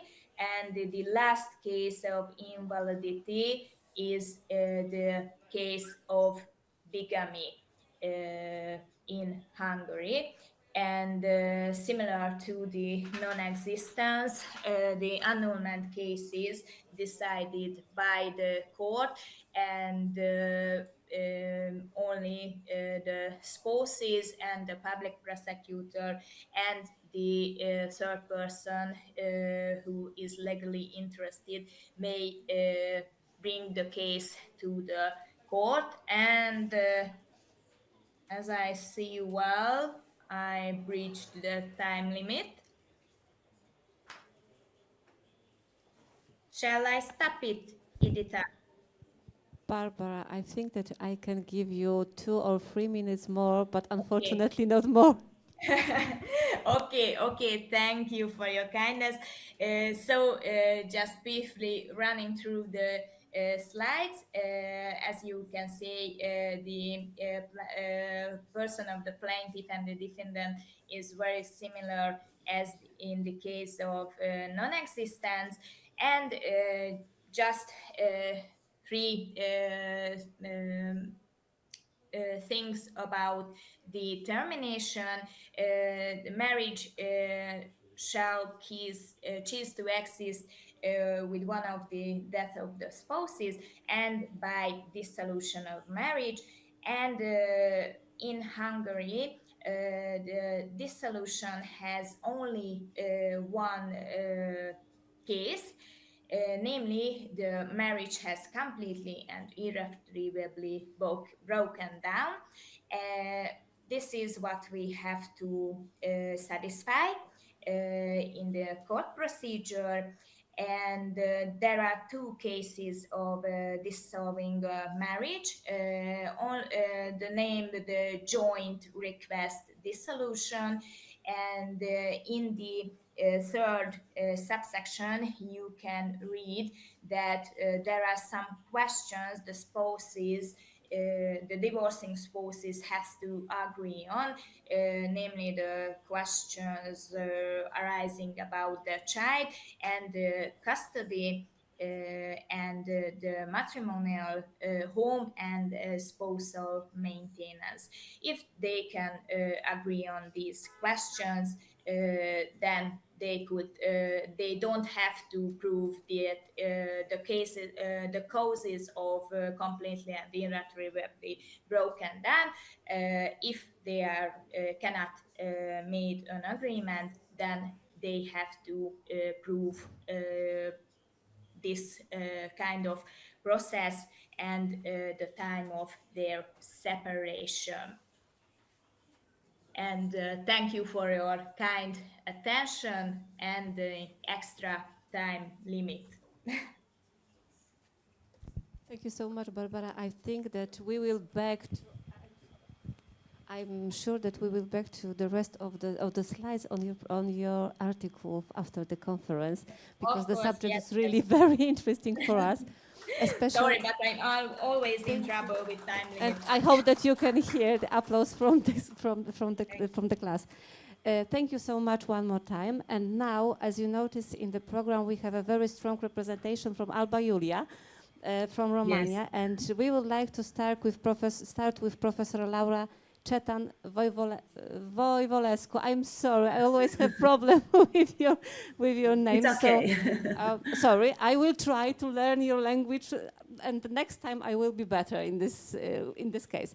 So we will start with legal situation in solution in Romania, recognizing marriage as a union between man and woman. So, Professor, the floor is yours. Yes.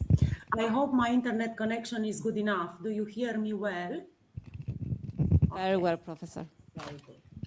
Hello, everyone. I am Laura Cetan Voiculescu, Associate Professor at the Faculty of Law and Social Sciences of the University 1st of December 1919 from Alba Iulia, Romania. In this way, I send you the greetings for my colleagues from the Law Department in Alba Iulia, and congratulations for organizing such an international conference on such a current and interesting topic, that of marriage, the foundation of the family and implicitly of society. I haven't prepared a PowerPoint presentation for today. I really present my article. The theme of the conference is very specific one, related to the concept of marriage in the law of the EU member states, respectively the legal characters and substantive conditions of marriage. In Romanian law, the definition of the marriage can be found in the Constitution, Romanian Constitution, in the special law and in specialized literature.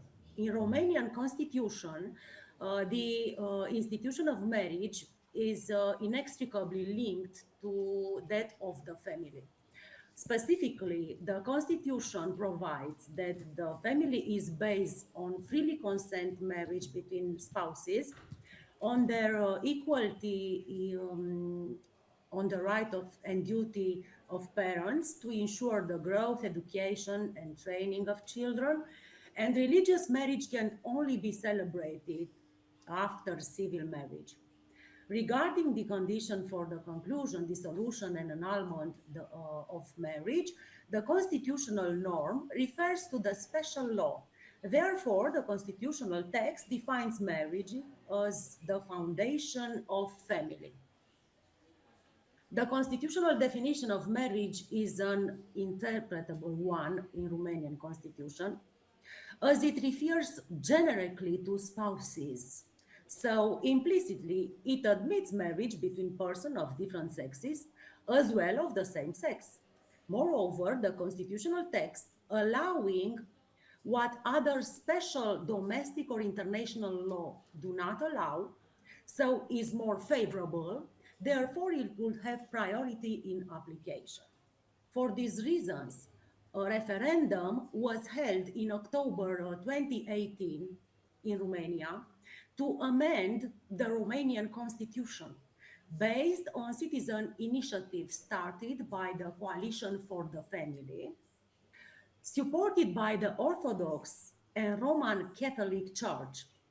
The aim was to replace the phrase between spouses in the constitutional text, 48 article, with a more restrictive one between a man and a woman. Even if the special law prohibits marriages and civil partnerships also between people of the same sex, the referendum sought the constitutional prohibition of marriages concluded between people of the same sex, since other law besides the constitution can be changed without consulting the population. The result of the referendum was a failure, as the validation threshold was not reached. However, polls revealed that the overwhelming majority of Romanians do not agree with the same-sex marriages.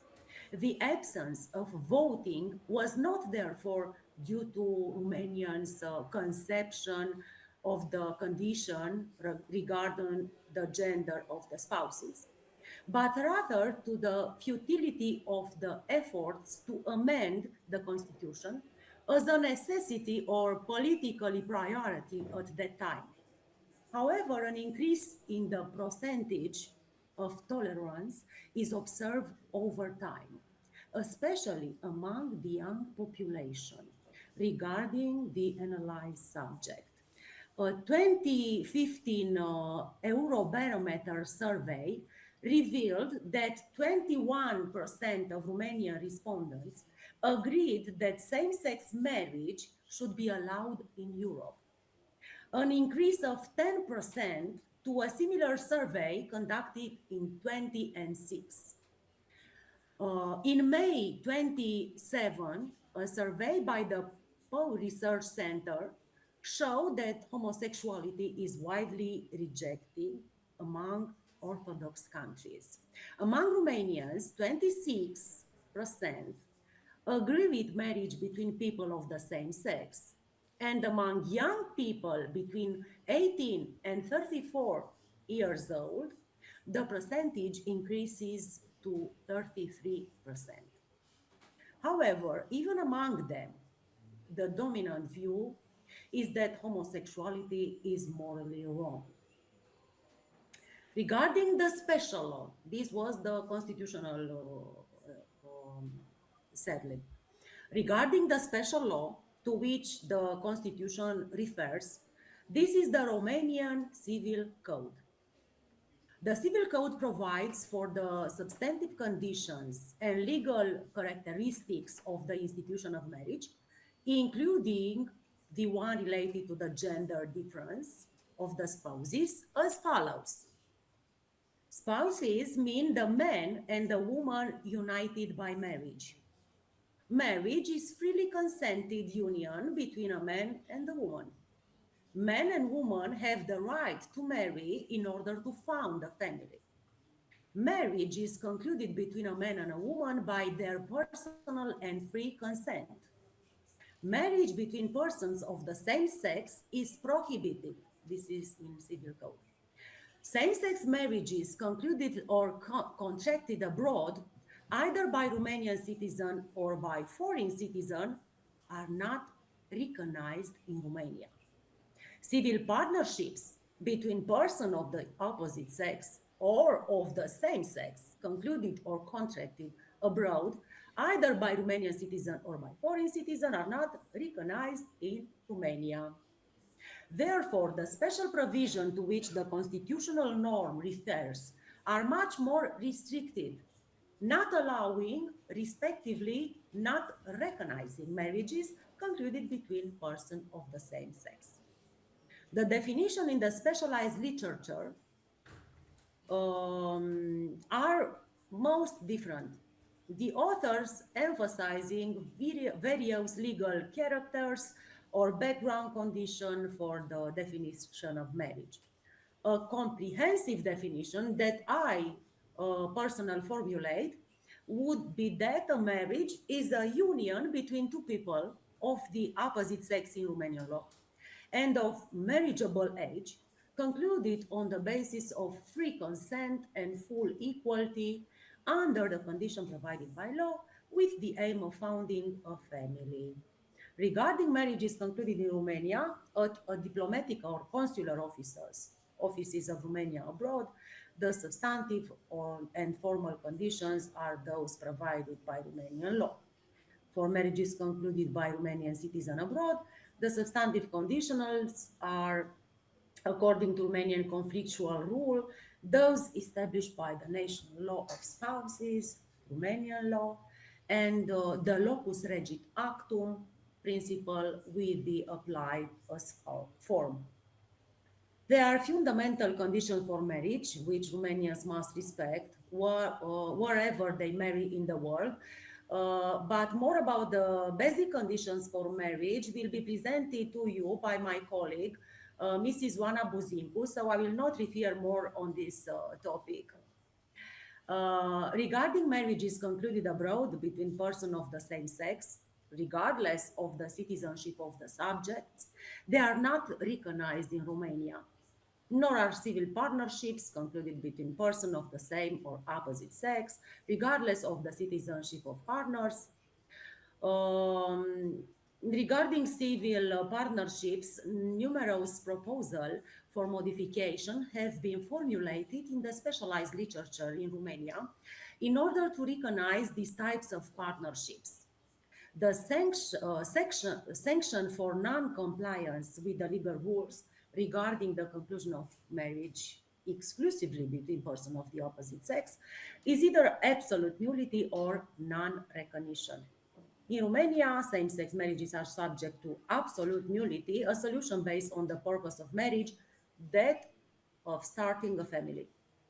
The prohibition provided by the Civil Code gives the character of public order to this condition and thereby removes the application of foreign law regarding the condition of gender differentiation, regardless of whether or not is imperative or public order in foreign legislation.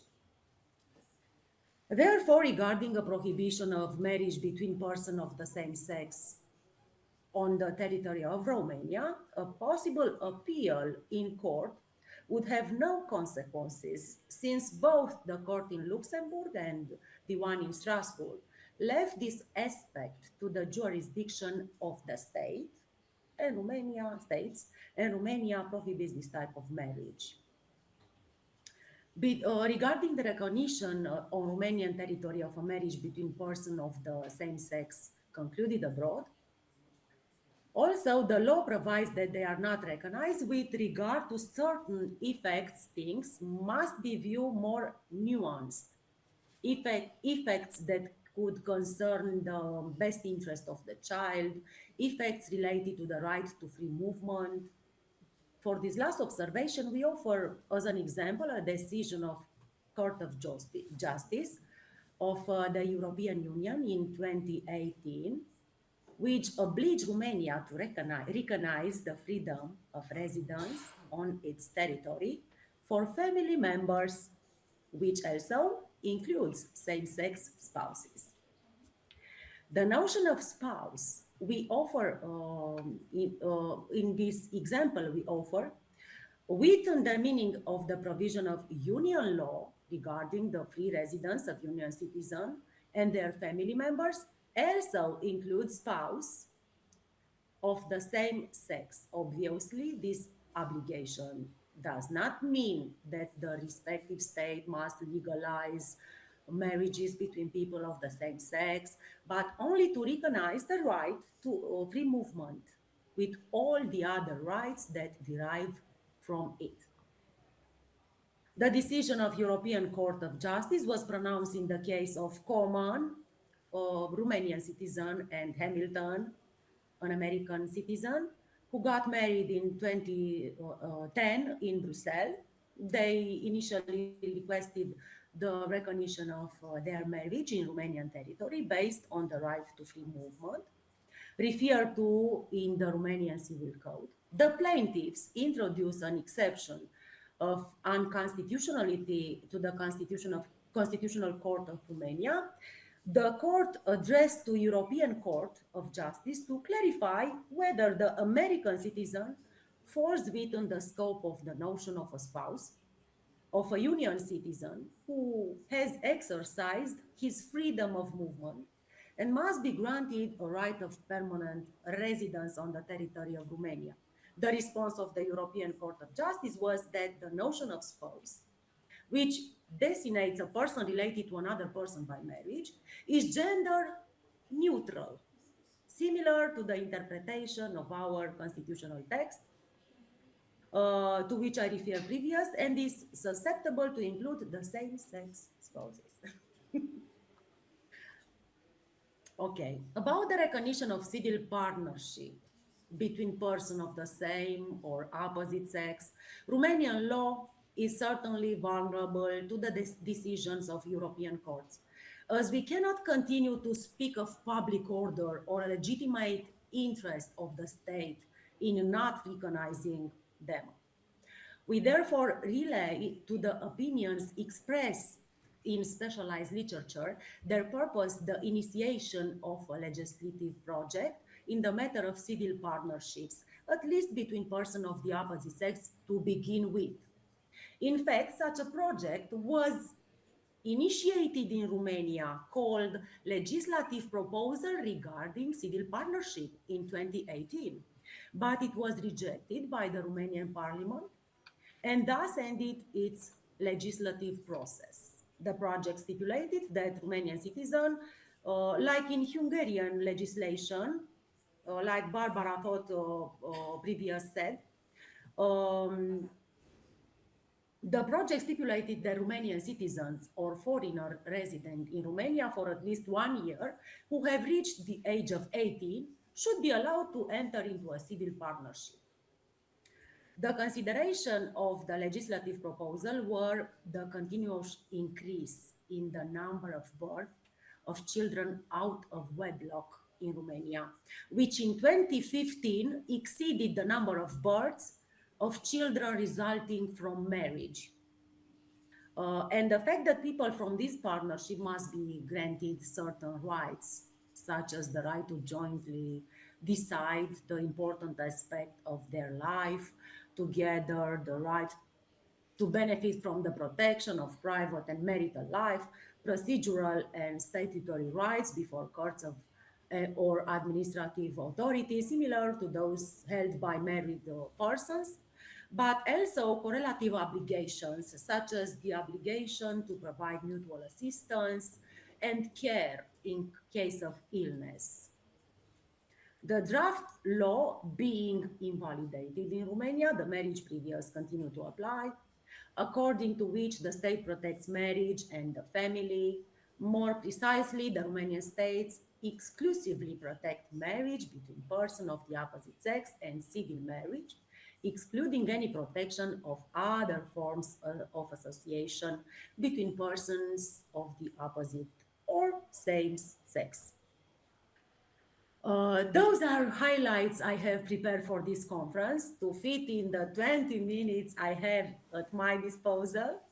We look forward to the legislator taking into account the doctrinal proposals and improving the legislation or legislative technique in the field.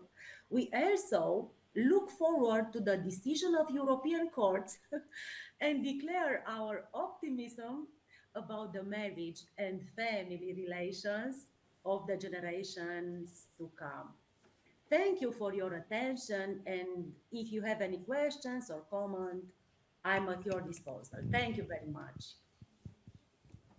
Thank you very much, Professor, for your speech. It was really interesting for us, especially for me, because I am the European science, and the main part of my presentation tomorrow will be connected with the common case. So we will back to the subject next tomorrow also. So thank you so much. I think that we will back to the questions after all speeches. So we should wait. Okay, thank you very much. And now we go to the next presentation from Alba Iulia from Romania. Ana Buzinku, the floor is yours, Yes. please. Yes. Good afternoon. Are you hearing me? Yes, perfect. Okay, Perfect, we hear everything. I feel honored to be with you today, and I thank you for this privilege. Now I will start the slide presentation. Please, 1 minute.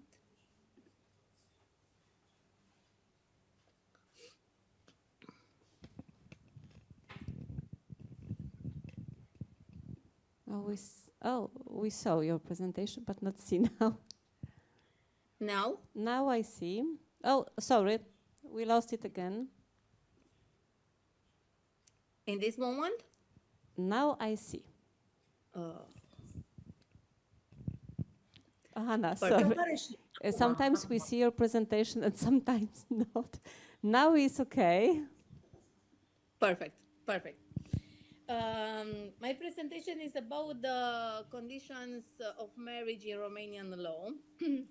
The aspect that I would like to discuss today have in mind the conditional for concluding a marriage in Romania, only a few essential elements being pointed out. This will be detailed in the content of the published material. So to begin with what is family, as it is considered in Romanian law in the form of a general definition. Now, what is family? Each person has a representation of the nation of family based on her personal and or social experience that combines the objective and subjective, material and spiritual elements. Jean-Jacques Rousseau said, the family is the oldest of all societies and the only natural one. The foundation of the family is marriage. The institution of marriage on today's Romanian territory has been now since ancient time. During the Dacian period, the marriage was governed by custom, and after the Roman conquest, by the laws of the empire. In the Middle Ages, in the Romanian rule, the great rule are the correction of the law, 1652, and the Romanian Doctrine Book, 1646. Marriage was considered a contract, but it was also governed by the religious ceremony. In the first code of Romania, 1864, marriage acquires a secular character and becomes a civil contract. According to the Constitution of 1866 and 1923, marriage was governed by a strong religious character. The spiritual dimension that doubles the civil dimension of marriage is a constant and one of the most important particularities of family regulation in Romania. According to Art 48 of the Romanian Constitution, the notion of family is regulated as follows. The family is based on freely constant marriage between spouses on their equality and the right and the duty of parents to ensure the growth, education, and instruction of the children. Regarding the notion of spouses, by the decision number 580 from 2016 of the Constitutional Court of Romania, CCR, it was shown that by replacing the phrase between spouse between a man and a woman, it is only made a specification regarding the exercise of the fundamental right to marriage in the sense of the express establishment of the fact that it is concluded between parents of the different biologic sex based on the traditional understanding on marriage as a union between a man and a woman. Now, decision number 539 from 2018 of the CR and the Constitutional Review Law, adopted by the Chamber of Deputies in 2017 and the Senate in 2018, established that the family is based on the freely constant marriage between a man and a woman on their equality and the right and duty of parenting to ensure the growth, education, and instruction of the children. The Constitutional Review law was rejected by the October 2018 referendum, so the constitutional text remained unchanged, but the meaning of the notion of spouses, it is given by the CCR within the decision number 518 from 2016. The notion of the family is not defined in a civil code, but it does define marriage within the article 259, the freely consent union between a man and a woman concluded under the terms of the law. The idea is reinforced by the second paragraph of the 259 article, in which it is stated that men and women have the right to get married in order to found a family.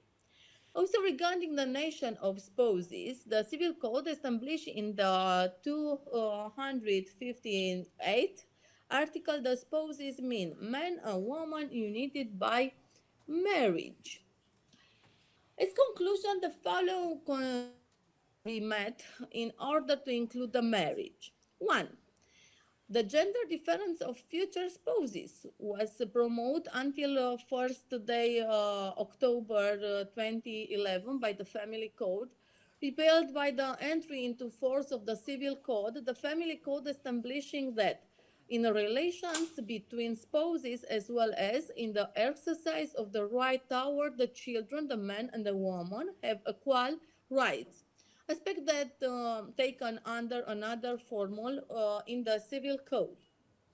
Also, the provisions of Article 14.1, paragraph 16 from the law number 190 from 1996 regarding civil status document established that is prohibited to describe the civil status certificate, civil status extract. They are multilingual civil status extract issued by foreign authorities regarding marriage between persons of same sex or civil partners conclude or contract abroad. 2. Matrimonial age, according to the 272nd article of Civil Code, the rule begin marriage at the age of 18, expect for good reason at the age of 16, with obtaining several approvals and authorizations. Third, mutual communication of the state of healthy, the Article 278 of Civil Code, consent to marriage, the 78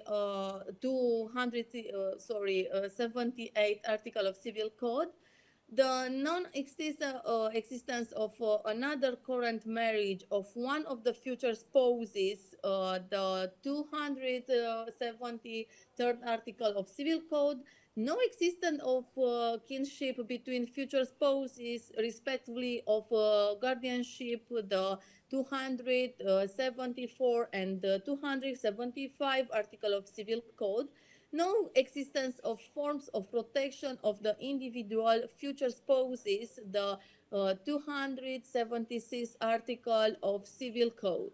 Fulfillment of the formal condition of at the conclusion of the marriage. In the final, thank you for your attention. Thank you very much, Anna, for your speech.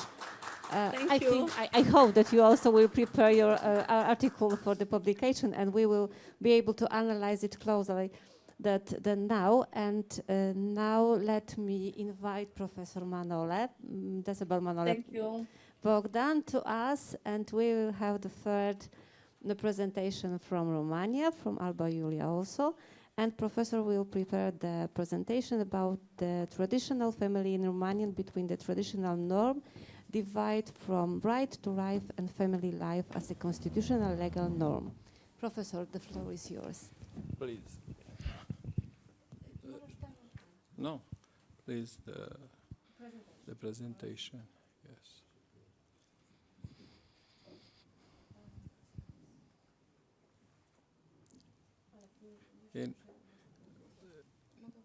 Ajunge până la mine.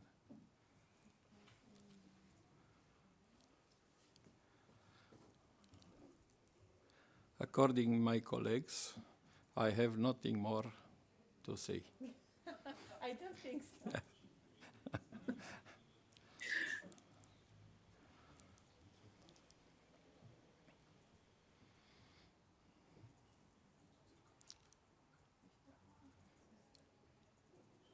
No, I'm down.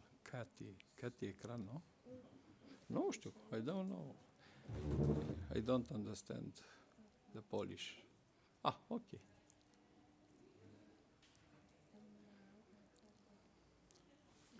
Yes. Oh, okay. Yes. Or if you want, I can change your slide. But you must tell me that is the time to change the slide. What time have? 1, 2, You have 3 20 minutes. 3 minutes. 3 minutes. Ladies and gentlemen, I honor to participate Mandole, in you must use it. Ah. Or if you prefer this one. Oh. Maybe it is easier. You hear me? Yeah. All the people? Okay.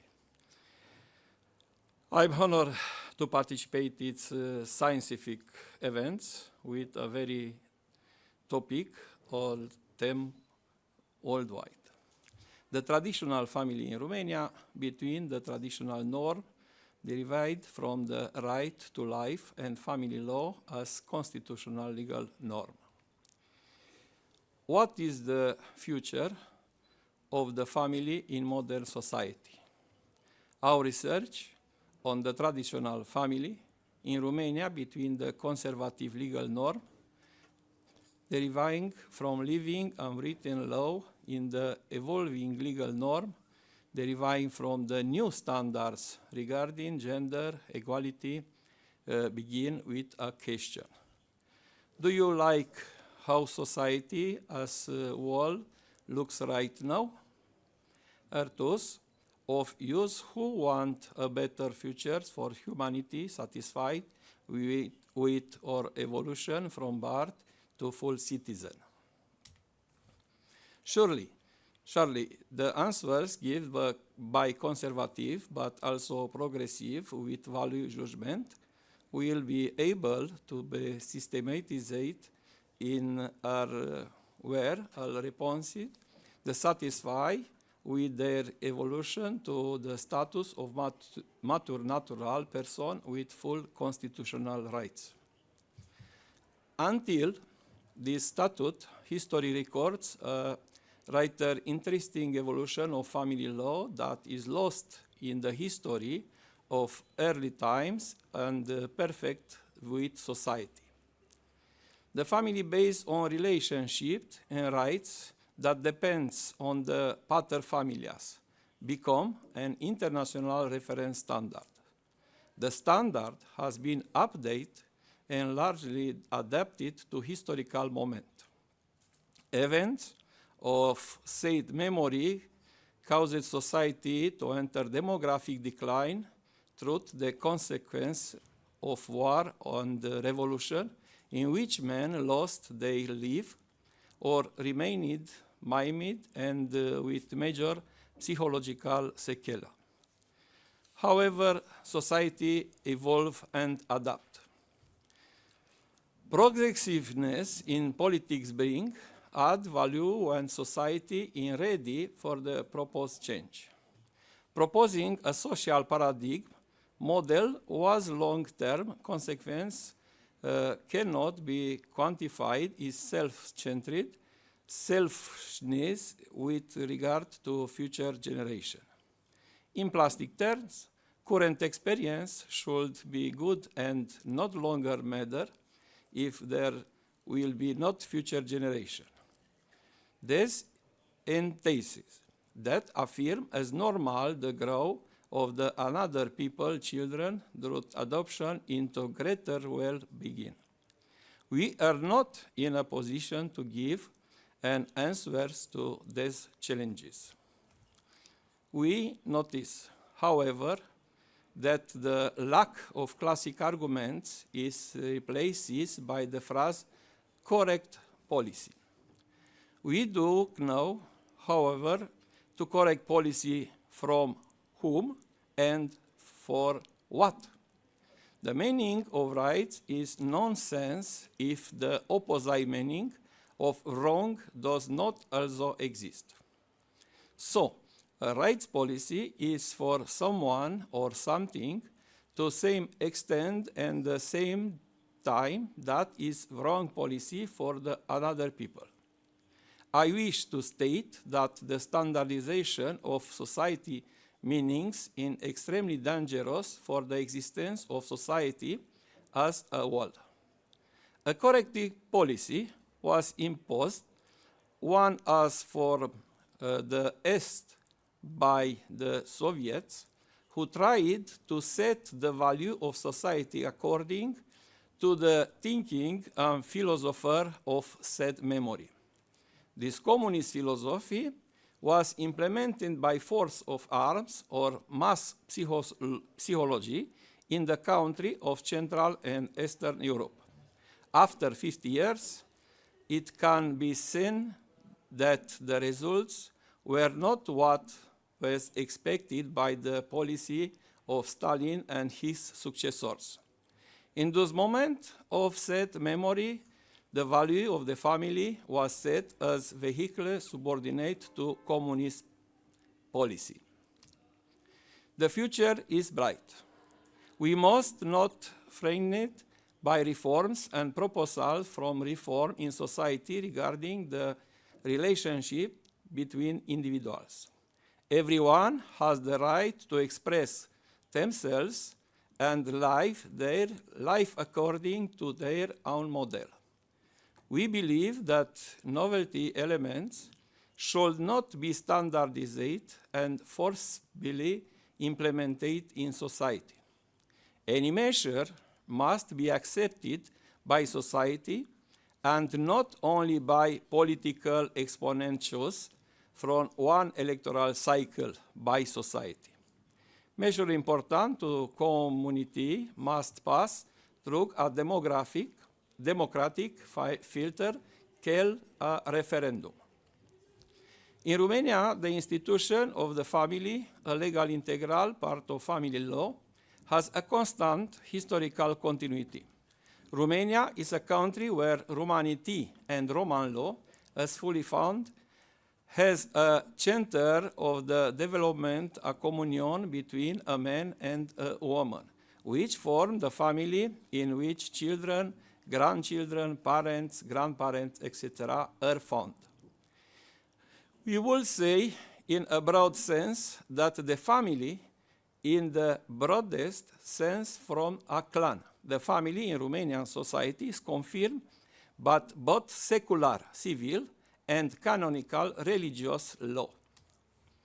Romania has a wide acceptance for religious cults starting with Orthodoxy, Greek Catholicism, Roman Catholicism, Reform, Unitarian, Baptist, Pentecostal, Jehovah's Witness, and another minority cult or even majority cult practiced by smaller social group. Without exception, religious cult confirm the understanding that the family as a union between a man and a woman is the basis for the harmonious and natural development of society demographics. There are small nuances that not change the majority opinion. The society in Romania is balanced society, putting a balance of social and political treatment for both women and men. Equality of opportunity has gone beyond the declarative constitutional legal and normative acts being found in all socio-economical and political components. There is balance in women's access to public, administrative, economic position, and there is no longer exclusive male sectors. We find women representatives in the army, police, in state public administration, and local public administration, including parliament and government. At the executive level, we find within the Romanian government a Ministry of Family, Youth and Equal Opportunities through which the policy assumed by the government regarding the family, young people, and equal treatment between members of society are made. We cannot ignore the uncomfortable situation generated by domestic violence. Romania has implemented programs and measures, including legislation for the protection of family members subject to violence by another family members. This deviation from the norm of minimal social conduct based on respect and good understanding are several sanctioned by Romanian legislation. In Romania, you have effective program for the protection of victims of domestic violence, in which case are treated expeditionally. Penetrators have restraining order to approach victim and subject to electronic monitoring. The social reintegration side is more sensitive, but activities are progressing on regulation. The institution of the family is described in domestic legislation through a family code, which regulated and detailed all the legal relationships that arise within the legalization union, husband and wife through marriage. In the paragraph above, you appreciated the fact that the family is confirmed by canon law for people who are part of religious community legal and registered and accepted in by Romanian state. In fact, the Romanian Constitution established through Article 48 defining as family. 48.1. The family is based on the freely consent marriage between spouses, on their equality and on the right and duty on parents, and to ensure upbringing, education, and training of the children. 48.2. The condition for concluding, dissolving or nullifying the marriage are established by law. The religious marriage can be celebrated only after the civil marriage. Children out of wedlock are equal before the law to those in wedlock. Leaving aside philosophy about life, you must seriously discuss the family situation on a legal, scientific basis: sociology, psychology, medicine, even economics. Lately, the political discussion has been limited only the paradigm of gender equality. It is the correct approach, but it is not enough. Family is much broader concept than the dictionary definition. The basis of the family is the continuity and adaptation of trends to the modernization of each society. The cultural difference regarding the analysis of the legal institution of the family are determined by the evolution and events of history. Let me explain. In the past, family lived in tribes. In certain areas of the world, the tribes were always in the conflict, food and environmental resource. Armed conflict ended with many combatant men dead.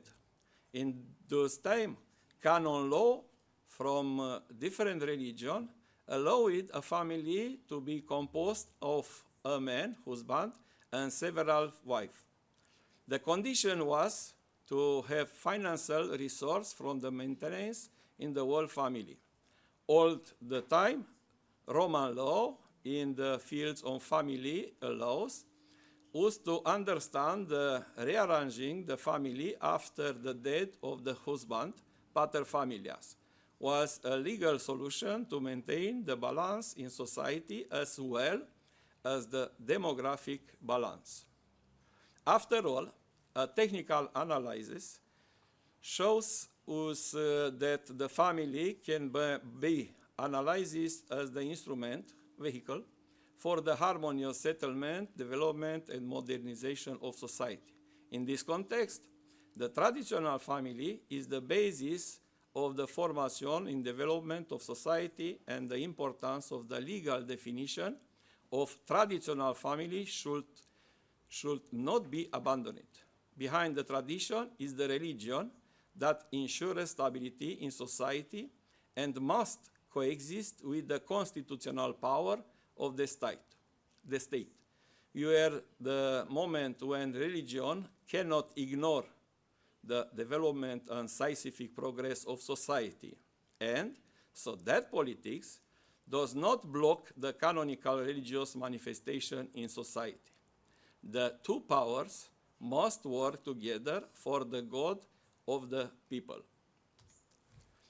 Influence and conclusion. After all, a technical analysis shows that the family can be analyzed an instrument for harmonious settlement, development, and modernization of society. In this context, traditional family is the basis of the formation and development of society, and the importance of the legal definition that traditional family should not be abandoned.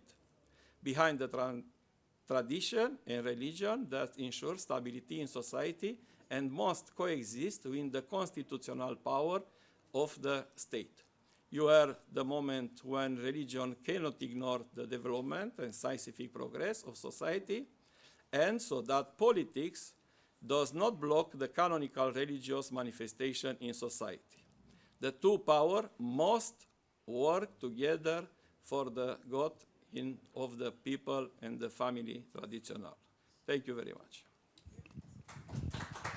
Thank you, Professor, so much for your presentation. I think that we will back in our discussion to the thesis of your presentation, because you put lots of elements which are so interesting and so modern now. So let me go to the program of the conference. Okay, so let me go to the last of our speaker for not for today, but for this session. And we will go to Tomasz Majerczak from Slovakia. And Tomasz, I think that you will present your presentation in Polish. That's right? Or you prefer in English? Because we didn't talk before. You have to, musisz włączyć swój mikrofon ze względu na to, że cię nie słyszymy.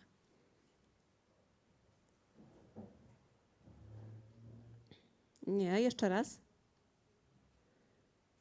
Mamy problem, ponieważ nie słyszymy pana doktora. Jeszcze raz spróbujmy włączyć i wyłączyć. Tomasz, mam propozycję. Najlepiej byłoby, gdybyś się wylogował ze spotkania i zalogował ponownie. Wtedy być może się to zmieni. Tak. Musimy, drodzy Państwo, chwilkę zaczekać na naszego ostatniego prelegenta ze względu na to, że pojawiły się jakieś małe problemy techniczne. No, bo co teraz mamy? A teraz? Perfekcyjnie. Wiedziałam, że to będzie bardzo dobre rozwiązanie. Tak, będę mówić po polsku, nie po angielsku. Dobrze, to w takim razie zostawiam tutaj prawo głosu panu doktorowi i będziemy z niecierpliwością czekali na wystąpienie. Bardzo dziękuję. Szanowna Edyta, kochani panie i panowie, wszystkich serdecznie pozdrawiam. Bardzo dziękuję za zaproszenie na konferencję. Postaram się przedstawić referat w języku polskim, ponieważ 20 lat temu studiowałem na KUL. Tak dlatego. Tematyka konferencji jest bardzo aktualna i kontrowersyjna we współczesnym liberalnym świecie, gdyż instytucja małżeństwa jako związku kobiety i mężczyzny jest relatywizowana. I teraz k tematu. Pojęcie małżeństwa w prawie słowackim. W porządku prawnym Republiki Słowackiej definicja małżeństwa zawarta jest również w Konstytucji Republiki Słowackiej, która określa, że małżeństwo jest wyjątkowa więź, to znaczy jedynym swego rodzaju związkiem kobiety i mężczyzny. Republika Słowacka kompleksowo chroni małżeństwo i promuje jego dobro. Z powyższego wynika, że małżeństwo jest związkiem wyłącznie kobiety i mężczyzny, Obecnie Konstytucja Republiki Słowackiej postanawia, że związek między osobami tej samej płci nie może być nazwany małżeństwem. Zobowiązanie Republiki Słowackiej do legalizacji małżeństw osób tej samej płci nie wynika również z umów międzynarodowych. Podobnie ustawa o rodzinie w przepisie paragrafu 1 określa, że małżeństwo to związek mężczyzny i kobiety, który powstaje na podstawie ich dobrowolnej i wolnej decyzji o wstąpieniu w związek małżeński po spełnieniu warunków przez nią określonych ustawą.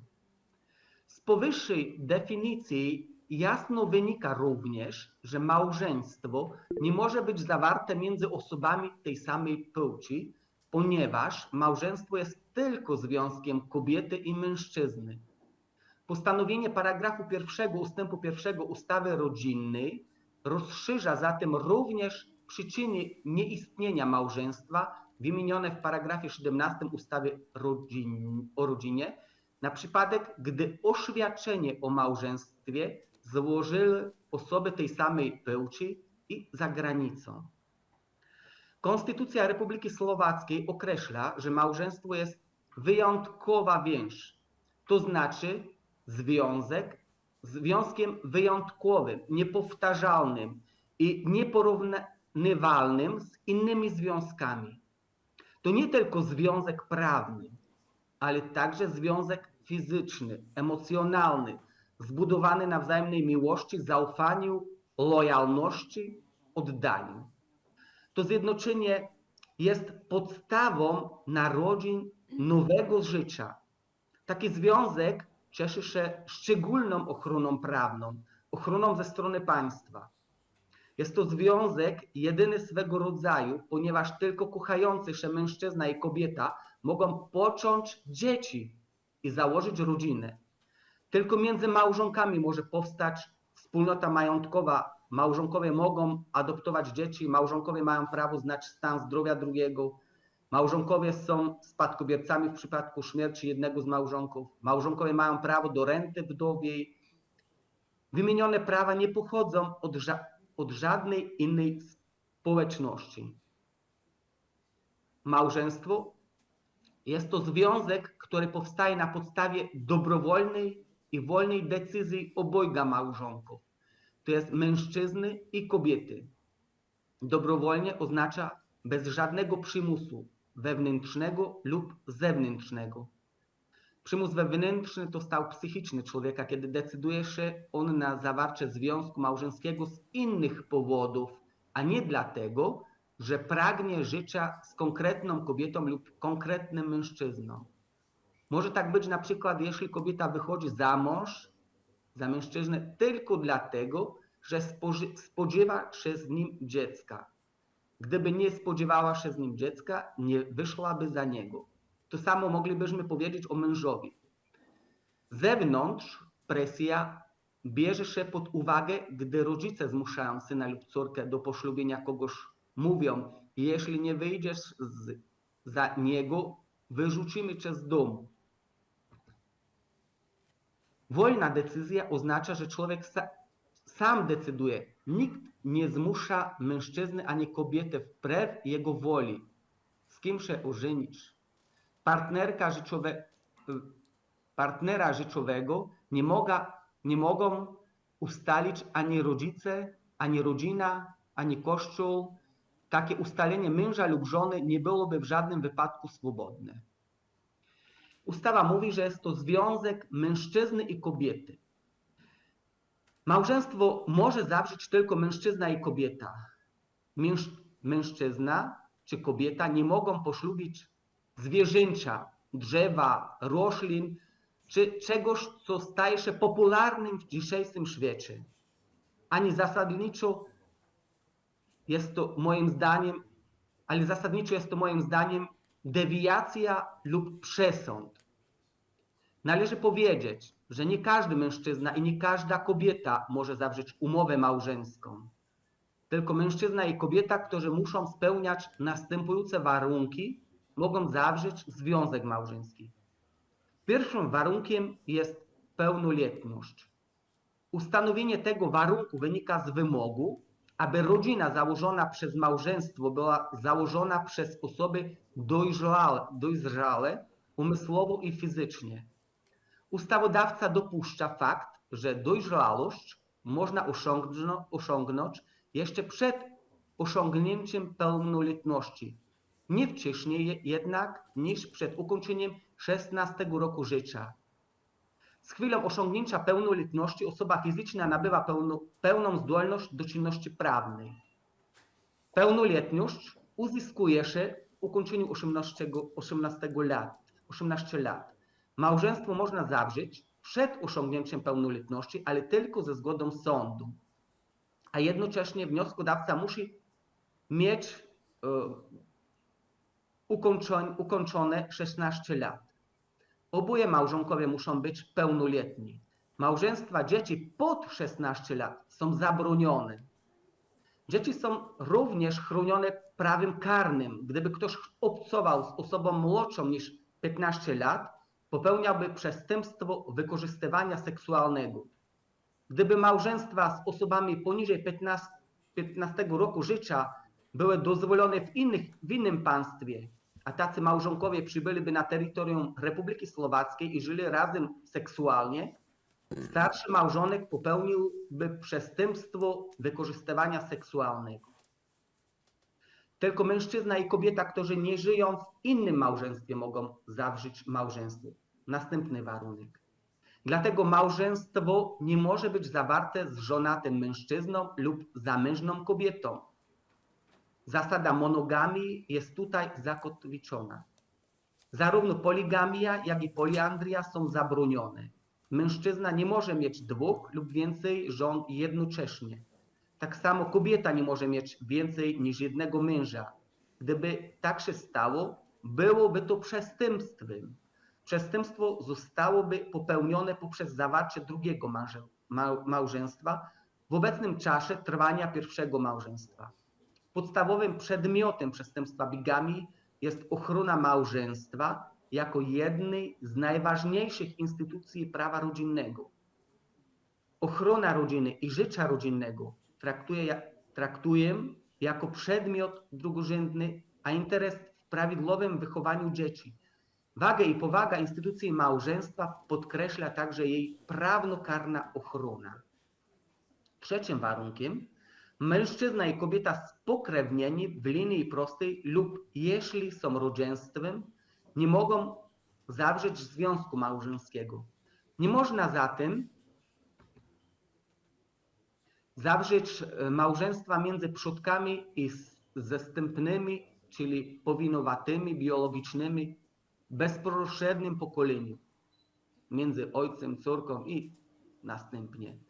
Również małżeństwo nie może być zawarte ważnie między rodzeństwem, między siostrą, bratem. Z prawnego punktu widzenia nie ma znaczenia, czy rodzeństwo ma wspólnych rodziców, a tym samym czy jest to tak zwane rodzeństwo w pełni urodzeni lub półurodzeni, którzy mają tylko jednego wspólnego rodzica. W tym zakresie małżeństwo i rodzina są również chronione przez normy prawa karnego, gdyż nie tylko małżeństwo jest niedozwolone, ale stosunek seksualny między bliskimi krewnymi, rodzeństwem jest przestępstwem.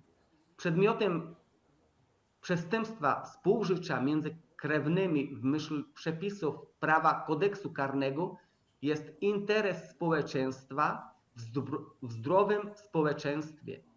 Przepis ten nie chroni przestrzegania zasad moralnych i etycznych w rodzinie. Małżeństwo może być zawarte tylko między mężczyzną i kobietą, którzy mają pełną zdolność do czynności prawnej. Małżeństwa w ogóle nie może zawrzeć osoba pozbawiona zdolności do czynności prawnych. Osoba ograniczona w zdolności do czynności prawnych może zawrzeć małżeństwa tylko ze zgodą sądu.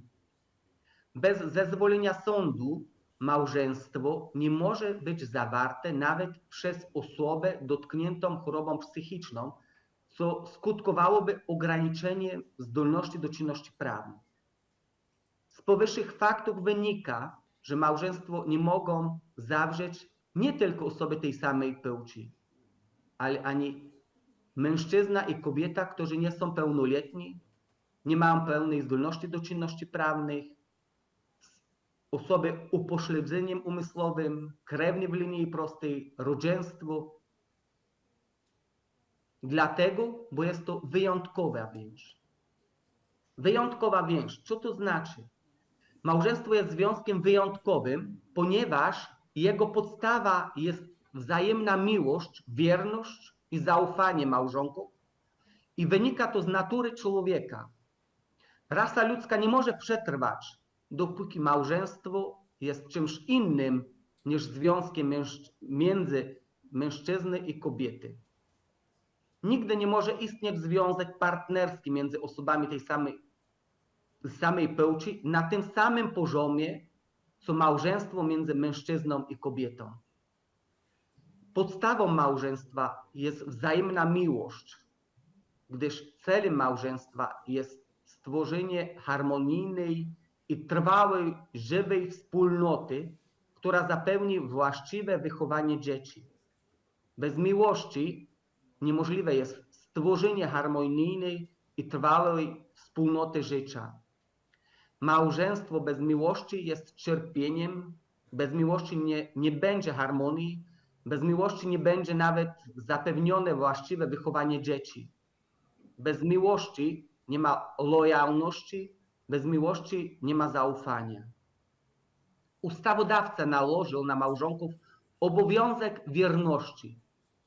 Mąż musi być wierny żonie, a żona mężowi. Nie jest jednak możliwe nałożenie kary pieniężnej jako kary za niewierność. Można by to było dobrze.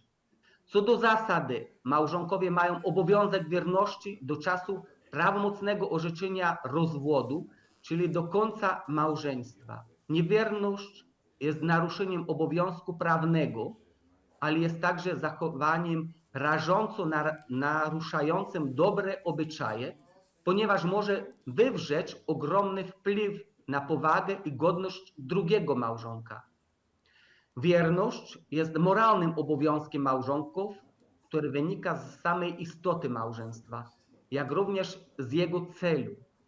Niewierność nie musi być rozumiana wyłącznie jako związek pozamałżeński o wyraźnie seksualnym charakterze. Jakiekolwiek relacje jednego z małżonków z osobą drugiej płci, które wykraczają poza normalny poziom relacji społecznych i jednocześnie naruszają istotę współżycia małżeńskiego, jaką jest między innymi wzajemne zaufanie i uczucia, można uznać za niewierność. Małżeństwo opiera się na zaufaniu. Małżonkowie powinni szanować swoją godność, pomagać sobie nawzajem, znać stan zdrowia, reprezentować drugiego małżonka w zwykłych sprawach, dbać o rodzinę stosownie do swoich możliwości i warunków materialnych. Małżeństwo jest związkiem wyjątkowym, ponieważ ustawodawca zakłada, że dzieci urodzą się przede wszystkim w zgodnym małżeństwie. Tylko małżonkowie byli zobowiązani do wspólnej opieki nad dziećmi i tworzenia zdrowego środowiska rodzinnego. Małżeństwo jest wyjątkową więź, ponieważ tylko małżonkowie mają wspólność majątkową, wspólność małżeńską. Tylko mąż dziedziczy po żonie w pierwszej grupie, to znaczy spadkobiercą jest. Tylko mąż lub żona ma prawo do renty wdowiej. Tylko mąż lub żona może reprezentować męża lub żonę w zwykłych sprawach. Tylko małżonkowie mają zobowiązania alimentacyjne wobec drugiego małżonka. Małżeństwo jest związkiem dobrowolnym i wolnym. Małżeństwo jest związkiem dobrowolnym i wolnym. Niektórzy autorzy twierdzą, że terminy dobrowolny i wolny są synonimy. To znaczy mają równakie znaczenie. Dobrowolność jest związana z wolą, więc jest elementem wolicjonalnym. Wolność wiąże się z wolnością fizyczną, bez fizycznego przymusu. Małżeństwo jest nieważne, jeżeli oświadczenie o małżeństwie nie zostało złożone dobrowolnie, wolnie, poważnie, zdecydowanie i zrozumiałe.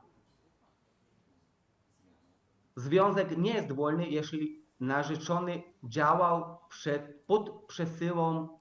pod presją przemocy psychicznej wiskopulsywa. Przemoc psychiczna jest również nazywana groźbą bezprawną w teorii prawa.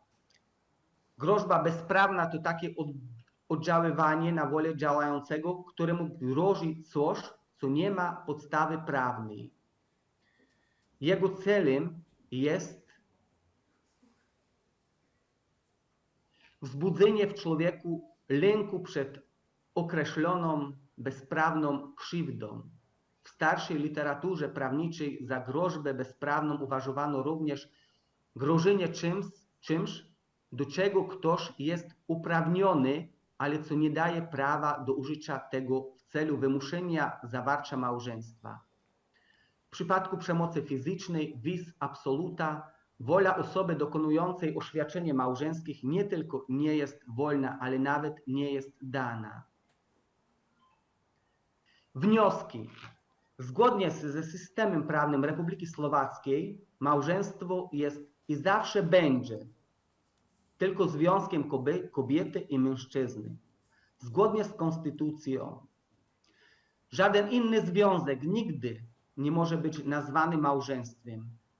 Na przykład konkubinat osób tej samej płci, konkubinat osób, których dana osoba jest małoletnia lub pozbawiona zdolności do czynności prawnych lub trójkąt miłosny. Często mówi się, że homoseksualiści są dyskryminowani, ponieważ ich związki nie mają regulacji prawnych i gwarancji, a oni nie mają tego, co mają tylko małżeństwa. Należy zauważyć, że nawet osoby heteroseksualne żyjące w konkubinacie, a nie w małżeństwie, nie mają praw i obowiązków, jakie mają tylko małżeństwa. A odsetek takich osób jest prawdopodobnie wyższy niż odsetek osób tej samej płci żyjących w współżyciu. Nie jest wykluczone, że będą związki partnerskie, ale nigdy nie będą one nazywane małżeństwem. To wyklucza konstytucja. Prawa i obowiązki partnerów nie mogą też być tożsame z prawami i obowiązkami małżonków.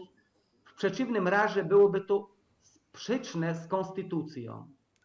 Z natury ludzkiej wynika, że dwóch gejów lub dwie lesbijki nigdy nie mogą spłodzić dziecka.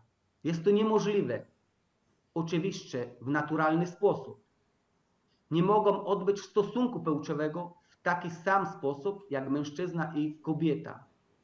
Tylko mężczyzna i kobieta z natury zostali stworzeni dla siebie nawzajem, aby pomagać sobie nawzajem, płodzić dzieci i wzajemnie się uzupełniać.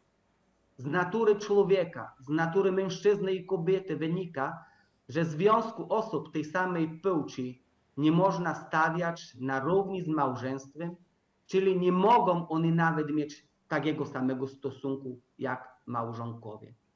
Bardzo dziękuję. Dziękuję bardzo, panie doktorze. Dziękuję bardzo, panie doktorze, za wygłoszenie tego referatu. Widzę, że pojawiło się tutaj dużo wniosków de lege ferenda, do których z pewnością pani doktor się jutro odniesie podczas swojego wystąpienia, bo myślę, że tutaj częściowo nam się pewne fragmenty zazębiły, ale to w sumie jest bardzo dobre wejście do jutrzejszego dnia, do jutrzejszych rozważań. Drodzy państwo, ja wiem, że jesteśmy trochę po czasie ze względu na to, że mieliśmy pewne przesunięcia w programie, ale jeżeli pojawiła się nieodparta chęć zadania pytania, to jest właśnie ten moment, kiedy możemy przeprowadzić krótką dyskusję.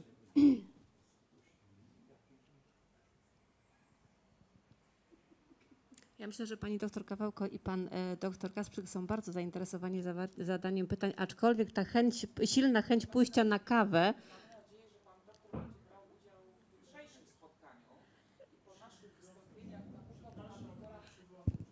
Aga, musisz wziąć...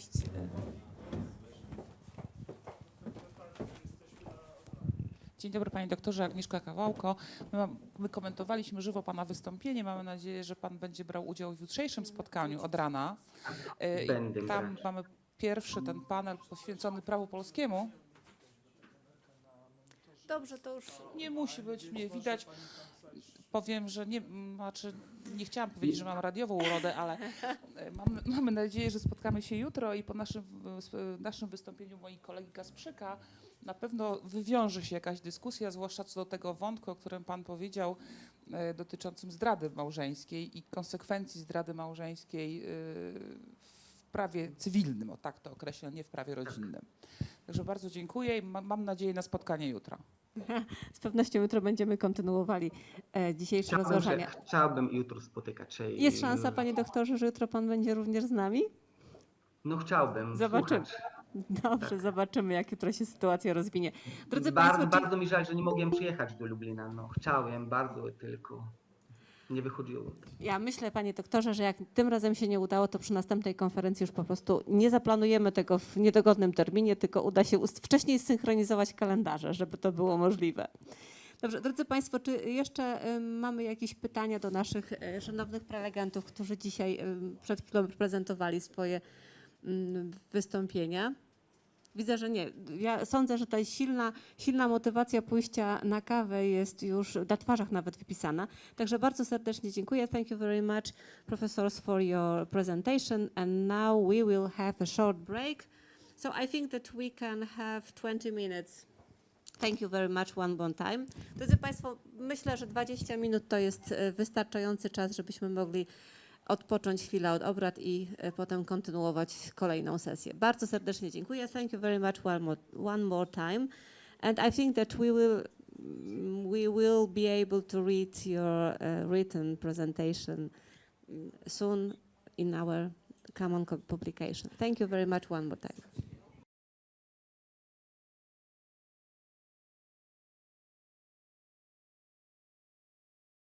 Szanowni Państwo, witam serdecznie w drugiej części, na drugiej sesji naszej dzisiejszej konferencji. Wiem, że jesteście Państwo już zmęczeni. Najgorzej się prowadzi tą ostatnią sesję, kiedy już wszyscy wiedzą, że to już jest ta część właśnie końcowa, ale myślę, że czekają Państwa tak bardzo ciekawe wystąpienia, że nie zauważycie Państwo, nawet jak nam szybko czas tutaj minie, w jak przyjemnej i miłej atmosferze. Drodzy Państwo, pozwólcie, że wprowadzę pewną modyfikację ze względu na to, że pan doktor Luigi Mariano Guzzo nie wyrobił się jeszcze, żeby do nas się podłączyć, dlatego jutro będzie głosił z samego rana.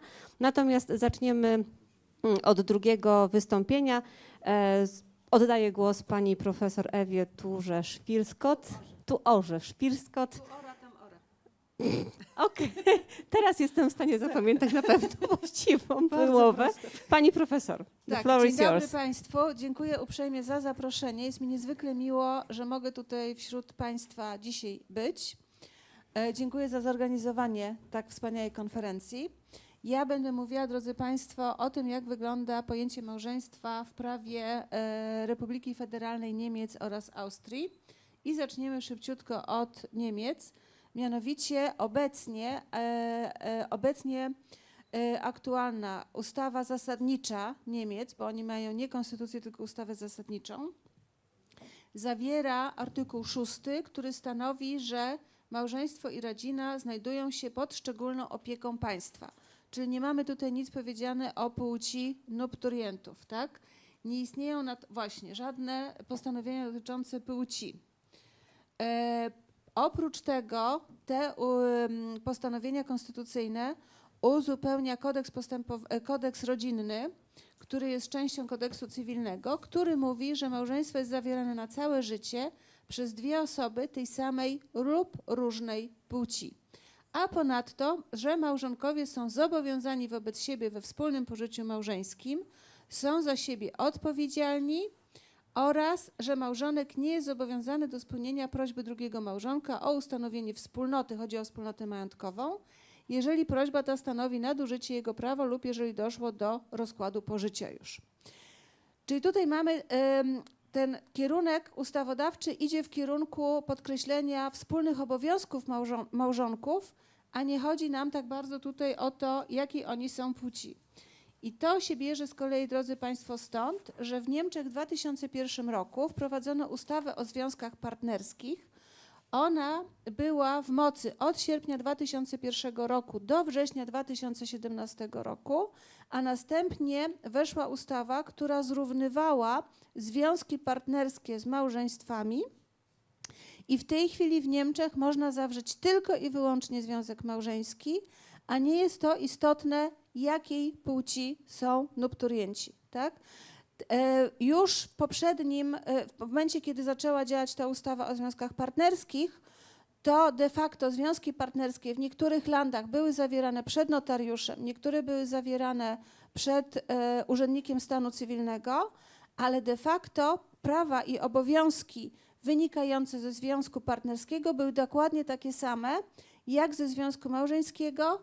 I tutaj była taka sytuacja, że te przepisy prawa rodzinnego stosowały się odnośnie rozwodów, alimentacji i tak dalej, stosowało się właśnie te przepisy dotyczące małżeństw. I tutaj, drodzy Państwo, jest orzecznictwo dosyć bogate Federalnego Trybunału Konstytucyjnego i na przykład w 2002 roku Federalny Trybunał Konstytucyjny przyjmował, że zgodnie z artykułem 6 ustawy zasadniczej małżeństwo to związek mężczyzny i kobiety i dla ówczesnego Federalnego Trybunału Konstytucyjnego wynikało, że z tego postanowienia konstytucyjnego nie może wynikać prawo do małżeństwa z partnerem tej samej płci, ale już w 2010 roku i zaraz w latach następnych nastąpiła cała masa różnego typu orzeczeń, zarówno Federalnego Trybunału Konstytucyjnego, jak i niższych sądów powszechnych, które zrównywały małżonków i partnerów w związkach partnerskich w prawach. I tutaj chodziło przede wszystkim o różnego typu prawa socjalne. Tak? Tutaj mamy wyrok, który mówi, że wprowadzenie instytucji prawnej zarejestrowanego związku partnerskiego dla pary osób tej samej płci nie naruszają artykułu 6 ustawy zasadniczej. Specjalna ochrona małżeństwa nie stoi na przeszkodzie ustawodawcy dla par jednopłciowych. Związek partnerski zapewnia prawa i obowiązki, które należy potraktować jako tożsame z prawami małżonków, a instytucji małżeństwa nie zagrażają żadne straty ze strony instytucji związków partnerskich skierowanej jest do tych osób, które nie mogą pobrać się jako małżonkowie. I potem na przykład w Niemczech mamy bardzo silny korpus służby cywilnej, mamy bardzo wielu urzędników, oni mają swój specjalny status, to co u nas się w Polsce nie udało stworzyć i ci urzędnicy się okazało, udali się kilkakrotnie do sądów, aby stwierdzić, chodziło o to, że osoby, które były urzędnikami państwowymi, należały do korpusu służby cywilnej i były w związkach partnerskich, nie były zrównane w świadczeniach ze strony państwa odnośnie tych swoich małżonków, czyli na przykład nie dostawali odpowiednich dodatków rodzinnych. Tak?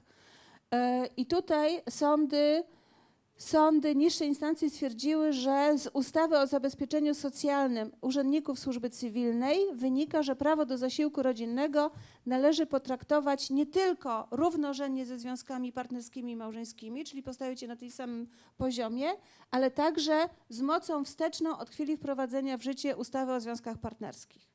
To jest takie dosyć ciekawe rozwiązanie. Chciałam tutaj mamy ewaluowanie niemieckiego społeczeństwa. Drodzy Państwo, my tak trochę teraz opowiem Wam trochę jak ciocia Klocia, tak? Mianowicie my jesteśmy zupełnie inaczej socjalizowani niż Niemcy. My przeszliśmy inną historię niż Niemcy, tak? Niemcy po II wojnie światowej były państwem wysoce konserwatywnym. Pierwszy kanclerz Niemiec, pan Konrad Adenauer, mówił, że wielkim sukcesem jego polityki jest to, że kobieta nie musi iść pracować. Do 1977 roku w kodeksie cywilnym niemieckim, to był artykuł 1354, kobiecie nie wolno było podejmować pracy zawodowej, jeżeli mąż nie wyraził na to pisemnej zgody. Tak? Do 1958 roku mąż, mimo że wyraził pisemną zgodę na to, że żona może pracować, to mógł do tej pracy przyjść i za nią tę umowę o pracę wypowiedzieć, tak? Za jej plecami. Tak? Takie były rozwiązania. Ja czytając różne dokumenty parlamentarne, przeczytałam taki dokument, jak właśnie w 1958 roku w Bundestagu niemieckim była dyskusja na temat tego, czy znieść ten przywilej mężczyzny, że może wypowiedzieć pracę za kobietę, tak? Wypowiadała się posłanka i posłowie męscy jej zarzucili, że nie powinna tu się wypowiadać, albowiem jako kobieta powinna słuchać męża, tak? Na co? Tak, na co ona stwierdziła, że ona męża właśnie słuchała i dlatego mówi to, co mówi.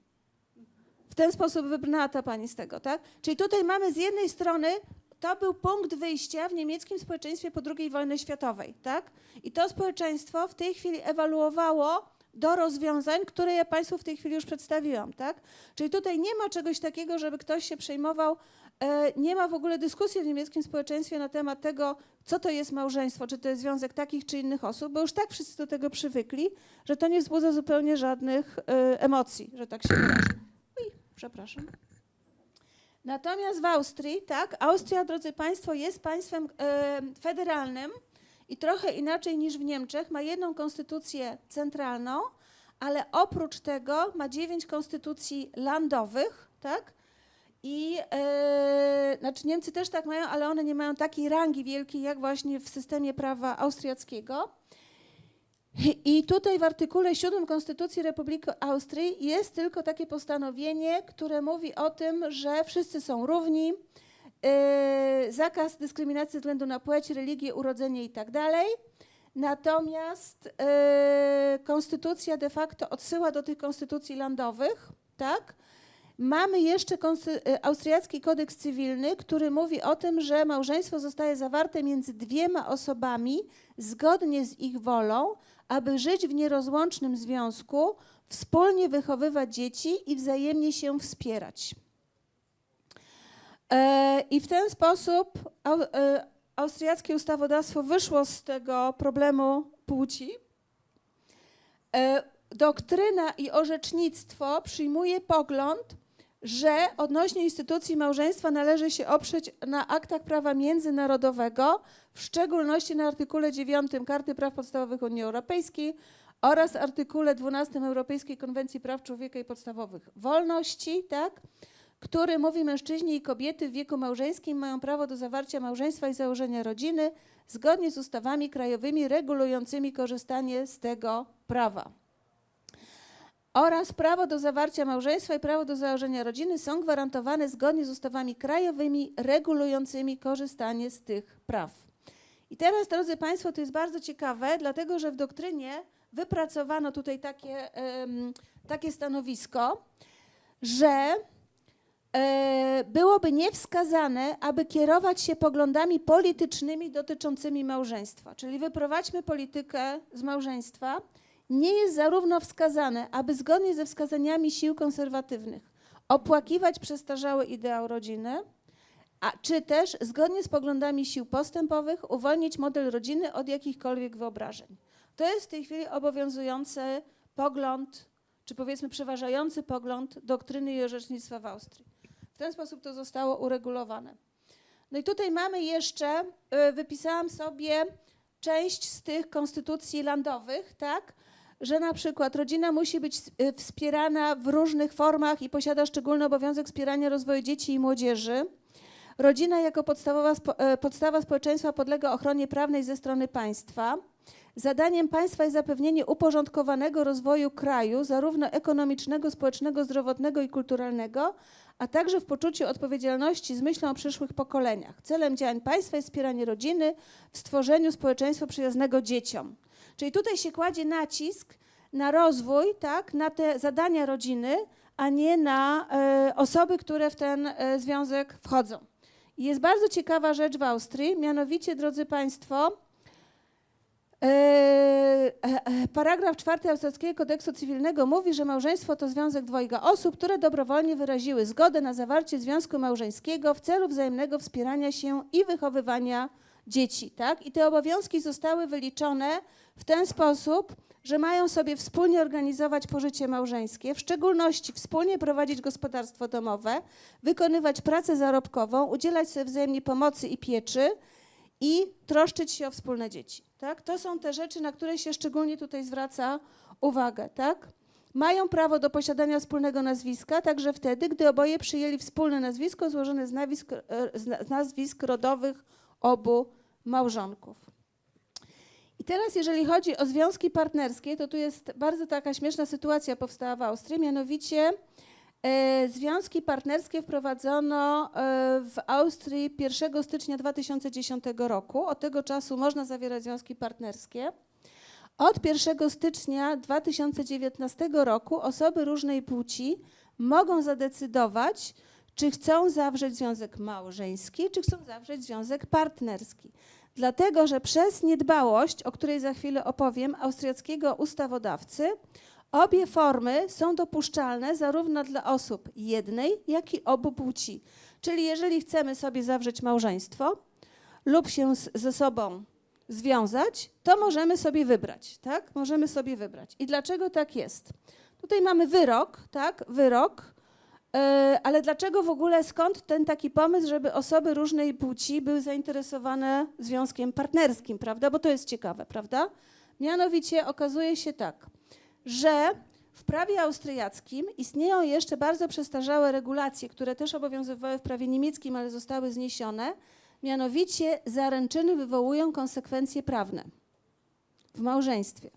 Czyli jeżeli się zaręczymy z kimś i nie dotrzymamy obietnicy małżeństwa, to musimy zapłacić odszkodowanie i przepraszać gorąco. Tego nie ma w związkach partnerskich. Druga rzecz jest taka, że związek partnerski, taka regulacja jest, że wprowadzając związki partnerskie, ustawodawca sobie pomyślał, że przecież związki partnerskie, jako związki osób tej samej płci, nie będą miały dzieci. W związku z tym nie dokonał żadnej regulacji dotyczącej wzajemnej alimentacji na dzieci. I te przepisy dotyczą tylko i wyłącznie małżeństw. W związku z tym niektóre osoby, będąc różnej płci, a zamierzając się ze sobą związać, sobie myślą, świetnie, związek partnerski jest lepszy, bo nie będę musiał płacić alimentów na dziecko, a jak się rozmyślę przed ślubem, to nie będę musiał płacić odszkodowania z tytułu zerwanych zaręczyn. To jest taka wyszła bardzo śmieszna sytuacja. I w związku z tym, drodzy Państwo, przechodzimy do najważniejszej folii dzisiejszego dnia. Dziękuję Państwu za uwagę. Pani profesor, jestem pod wrażeniem dyscypliny czasowej, jaka tutaj zaistniała. Punktualnie o tej porze powinna pani profesor zakończyć dzisiejsze wystąpienie. Dziękuję serdecznie. Pozwolę sobie znowu zamienić się na miejsca. Przepraszam, ja jestem takim wędrującym moderatorem dzisiaj. Jeżeli masz ochotę zostać ze mną, zostań. Jeżeli wolisz zostać na swoim miejscu, proszę bardzo. Drodzy Państwo, teraz pozwólcie, że przejdziemy do naszych gości online. Yes. And now we will start with the last part of our conference. It means we will talk about the states who are not the member states of European Union, but they have the status of candidate states. And as I mentioned at the beginning of the conference, we would like to start with the Turkey and their status within the European Union. But today, Professor Salima Ganiyeva will talk about the institution of marriage in Turkish law and the effect of marriage on citizenship. Salima, the floor is yours. Thank you very much, Professor Edita Krzysztofskie. It's really nice to see you if it's online. Really, I'm now very happy. I see Professor Eva Tura Krzysztofska, you.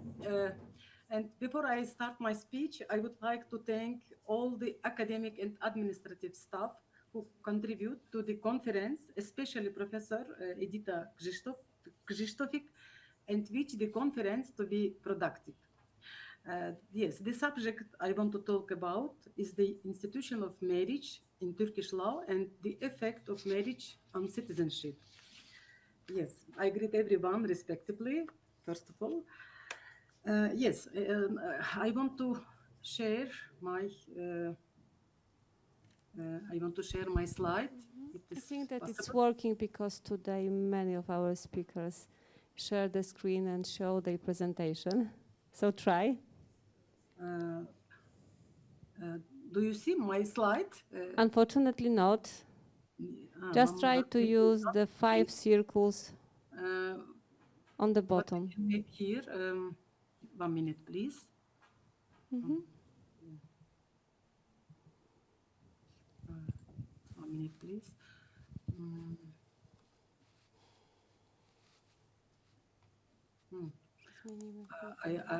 I don't find where is the share of slide. Maybe here. No. You must find the 5 circles on the bottom and just click it.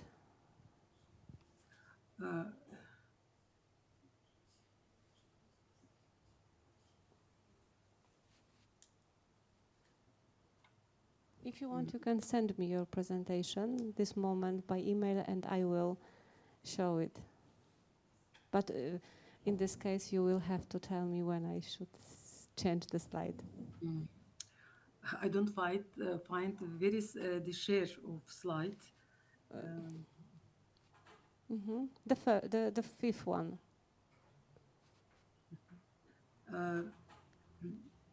Do you see now my slide? Unfortunately not. No. Where is the share of slide? I don't. I didn't see here. Salima, maybe if you want, you can send me by email and I will try to share your presentation. Okay. 1 minute, please.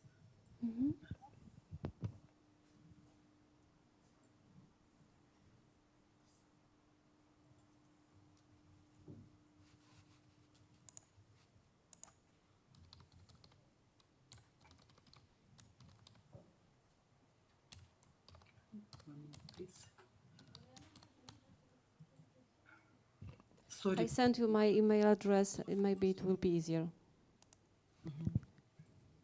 Please, yes.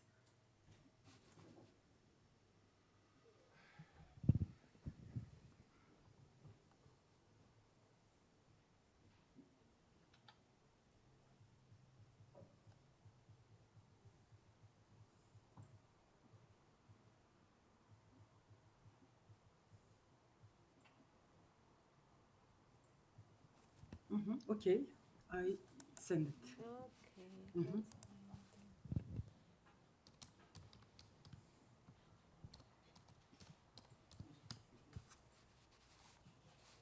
I send it. Teraz pokażę Państwu wszystkie swoje hasła dostępne bądź też niedostępne. Nie ma.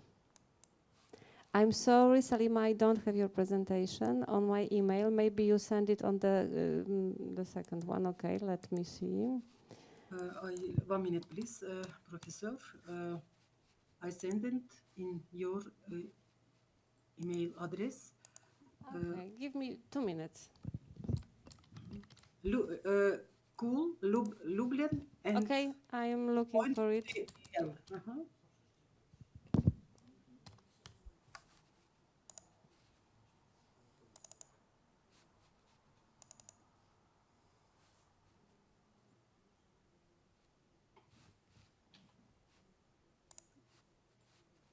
Yes. I send in 1 minute more.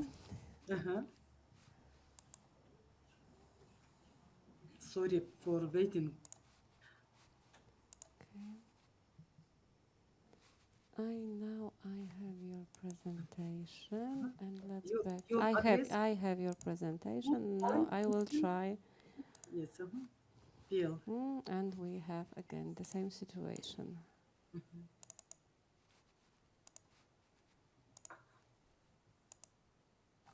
Number one.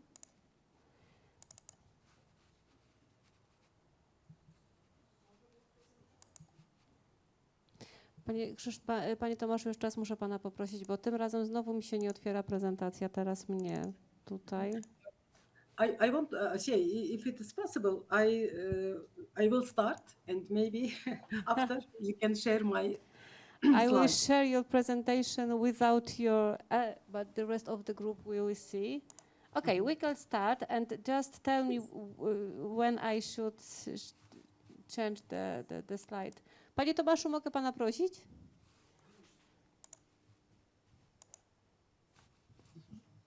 Znowu nie widzi tej samej prezentacji. Jest ta sama sytuacja.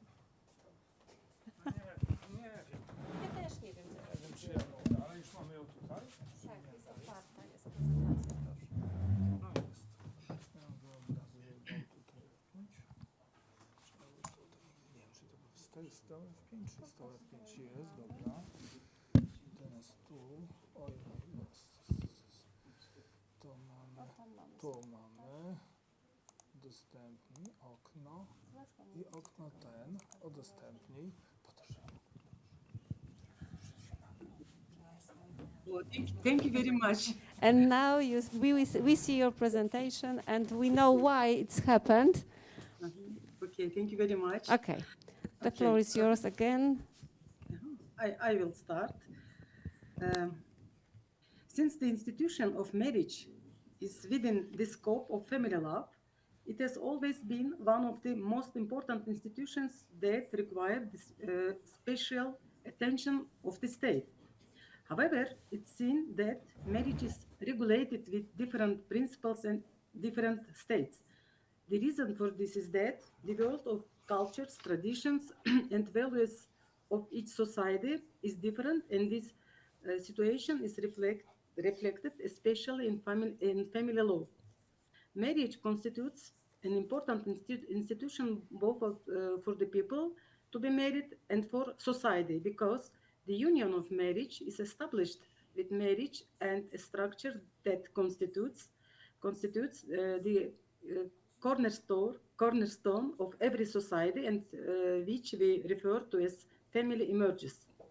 Marriage, like every legal event and relationship, also has legal consequences. In Turkish law, marriage and the legal consequences of marriage are regulated in Turkish Civil Code, dated 2001 and numbered 4721. Professor Edita, you can, yes, this slide. While mentioned, the legal consequences of marriage, especially the effect of marriage on citizenship, draws attention. Therefore, in our paper, the institution of marriage regulated in Turkish law and the effect of this institution on citizenship will be evaluated. First of all, marriage in Turkish law. What is marriage in Turkish law? Now, I want to talk about definition of marriage in Turkish law. Although the institution of marriage is regulated in Turkish Civil Code, numbered 4721, this institution is not defined in the law. In other hand, marriage is defined in Article 2 of the Marriage Regulation, dated 1985, as follows. Marriage is a civil law contract concluded by a woman and a man with the aim of establishing a family before a duly authorized officer. As can be understood from the provision, the contractual aspect of marriage is emphasized, and other elements of marriage are also addressed in the marriage regulation. However, marriage was defined in a similar way by many authors in the doctrine, and this institution is expressed as follows in the doctrine.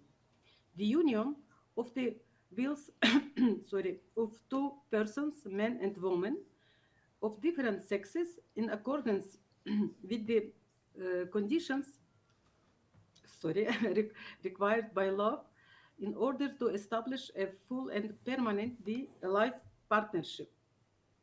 In this context, it should be stated that both the different sexes, men and women, Therefore, the concept of same-sex marriage adopted in some legal systems is rejected in Turkish law.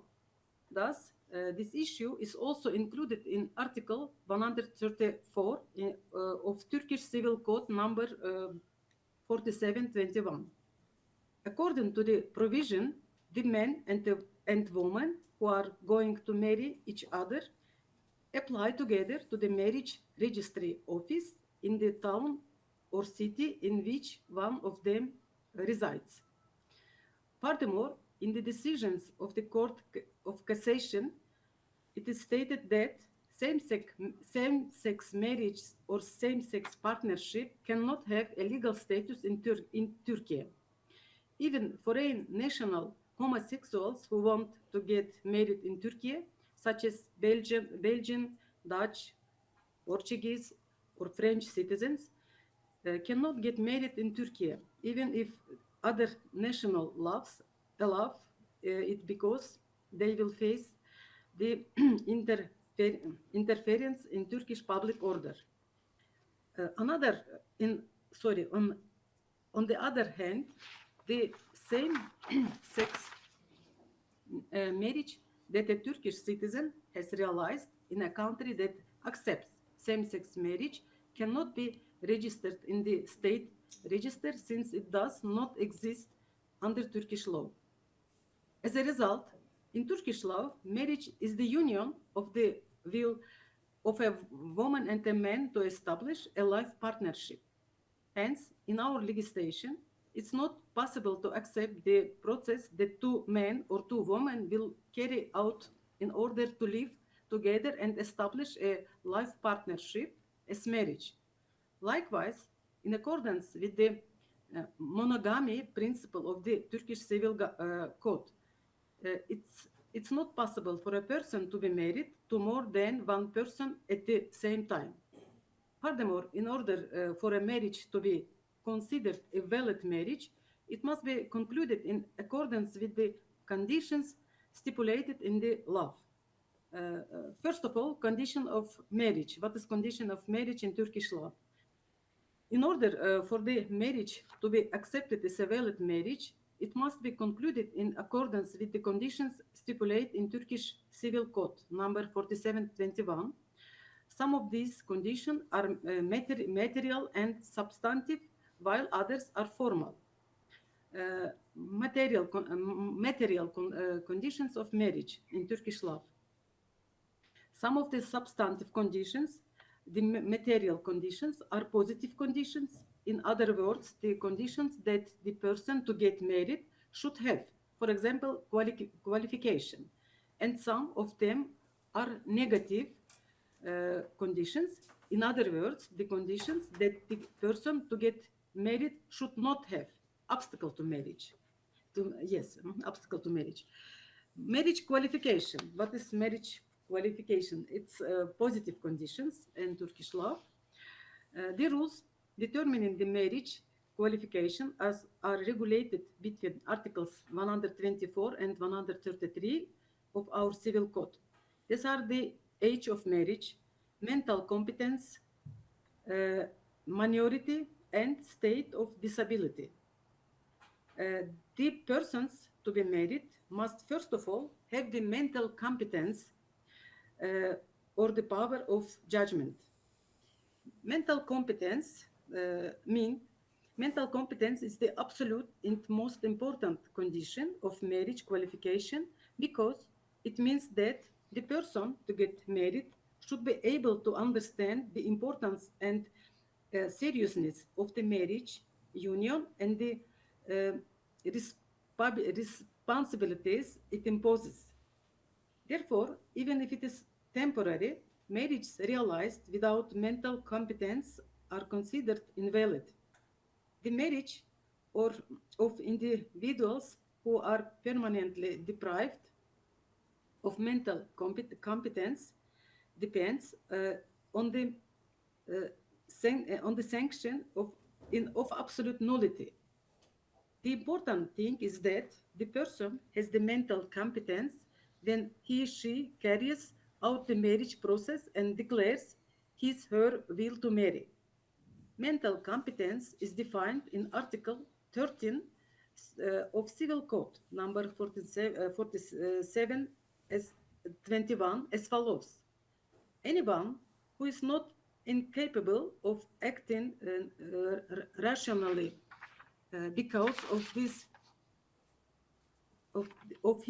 her minor age or because of mental illness, mental weakness, drunkenness, or the like, has the mental competence under this law. Second conditions is marriageable age. In Turkish law, the marriageable age is defined as 17 years for both men and women. 17 is the ordinary, normal age for marriage in Turkish law. There is also an extraordinary age for marriage in our civil code. Accordingly, persons age 16 may also be entitled to marry under certain conditions. However, for a man or woman to marry at the age of 16, there must be an extraordinary situation and a very important reason. For example, if a 16-year-old woman is pregnant by the man, she will marry. Nevertheless, the judge will decide whether the reason that allows persons at the age of 16 to marry is extraordinary. Furthermore, the judge who decides on this issue listens to the parents of the persons who will marry at the age of 16, if possible, or the guardian if they are under minor guardianship and allows or doesn't allow them to marry using his or her discretion. And obstacles to marriage. What is obstacle to marriage in Turkish law? In order for a valid marriage to be established, there must be no obstacle to marriage. Obstacles to marriage are divided into two as defined obstacle to marriage and indefined obstacle to marriage. Defined obstacle to marriage, prohibited degree of kinship. In terms of marriage, three types of kinship are envisaged in the law. These are stated below. First, blood kinship. In case of blood kinship, there is a definite obstacle to marriage. Accordingly, marriage is prohibited between the descendants and ascendants, and between siblings, between uncles, aunts, and nephews and nieces. Second types of kinship by marriage. Even if the marriage which has formed a kinship by marriage has ended, there is a prohibition of marriage between one of the spouses and the descendants and ascendants of the other. And third types of kinship is contractual kinship. By contractual kinship, it means the kinship created by the adoption contract. Accordingly, marriage between the adopter and the adoptee is prohibited, and marriage between one of them and the other's descendants and spouse is also prohibited. Yes, and next obstacle is current marriage. The Turkish Civil Code adopted the single marriage principle. This principle refers to both being married to a single woman and being married to a single man. Accordingly, a person can be married to only one person at the same time. If the current marriage has ended due to death, divorce, or annulment, the person who wants to marry again has to prove that his or her previous marriage has ended. The second marriage that the person realized while she is married is subject to the sanction of absolute nullity. and mental illness to the extent of an obstacle to marriage. Mental illness is also an obstacle to marriage. Pursuant to Article 133 of the Turkish Civil Code, it was accepted that mental patients can also get married if it's understood with the official health board report that there is no medical problem in the marriage.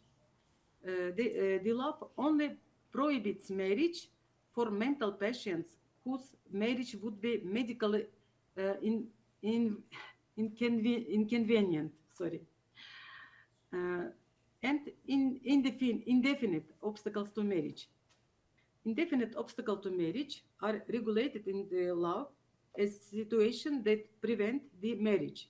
However, if a marriage has been realized despite the existence of one of these situations, which is considered an obstacle, this marriage cannot be annulled due to non-compliance with the prohibition. Therefore, such obstacles are called indefinite obstacles. These are as follows: waiting time for women after the dissolution of marriage. According to Article 132-1 of Turkish Civil Code, number 4721, a woman whose marriage has ended cannot get married again unless 300 days have passed from the end of the marriage.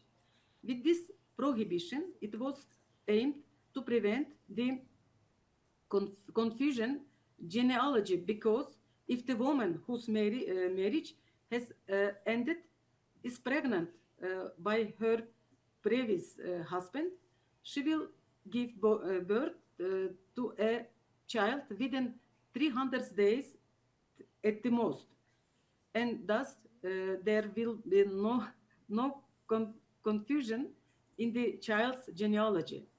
However, if the woman whose marriage is over gets married before the 300-day period has ended, the marriage is not annulled and continues as a valid marriage. And second, infectious diseases, to protect the health of the next generation, pursuant to Article 123 of the Public Health Law, the marriage of a person with diseases such as syphilis, gonorrhea, leprosy cannot be concluded unless there is a doctor's report stating that they have been cured and will not be transmitted. However, if a marriage has been concluded despite this, this marriage cannot be annulled. And formal conditions of marriage. Here we have got two conditions. First, persons to be married should personally express their mutual and compatible will. And second, persons to be married are required to declare their will to marry in front of the marriage officer. And now I want to talk about effect of marriage on citizenship. In Turkish law, the acquisition of citizenship through marriage is acquired citizenship by the decision of the competent authority. In Turkish law, the effect of the institution of marriage on citizenship has changed over time, and it's the most common form of acquisition of citizenship nowadays. Sorry, Professor Edita, how many I have now? I have. You have maybe, let's say, not more than 5 minutes. 5 minutes, okay. Okay, I talk only now about citizenship law in force, okay? Not historical period. Now, acquisition of citizenship through marriage is regulated in Turkish citizenship law number 5901, date to 2009. Turkish citizenship acquired through marriage is regulated by Article 16 of the citizenship law as follows. Turkish citizenship shall not automatically be acquired by marriage with a Turkish citizen. Foreigners who have been married to a Turkish citizen for at least 3 years and whose marriage still continues can apply for the acquisition of Turkish citizenship. The applicants shall fulfill the conditions of first, living within the unity of marriage. Second, conditions abstaining from acts incompatible with the unity of marriage. And third, having no quality constituting an obstacle to in respect of national security and public order. Two, in case the marriage ends by the date of the spouse who is a Turkish citizen, after the application has been lodged, the applicant shall not be required to fulfill the condition laid down in subparagraph A of the first paragraph.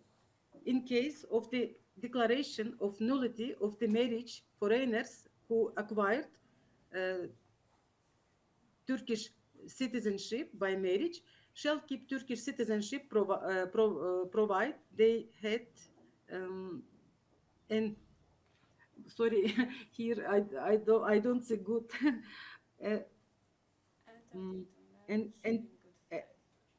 entered into marriage in good faith. As can be understood from the provision, the foreign spouse who wishes to acquire Turkish citizenship through marriage must fulfill the conditions specified in the article.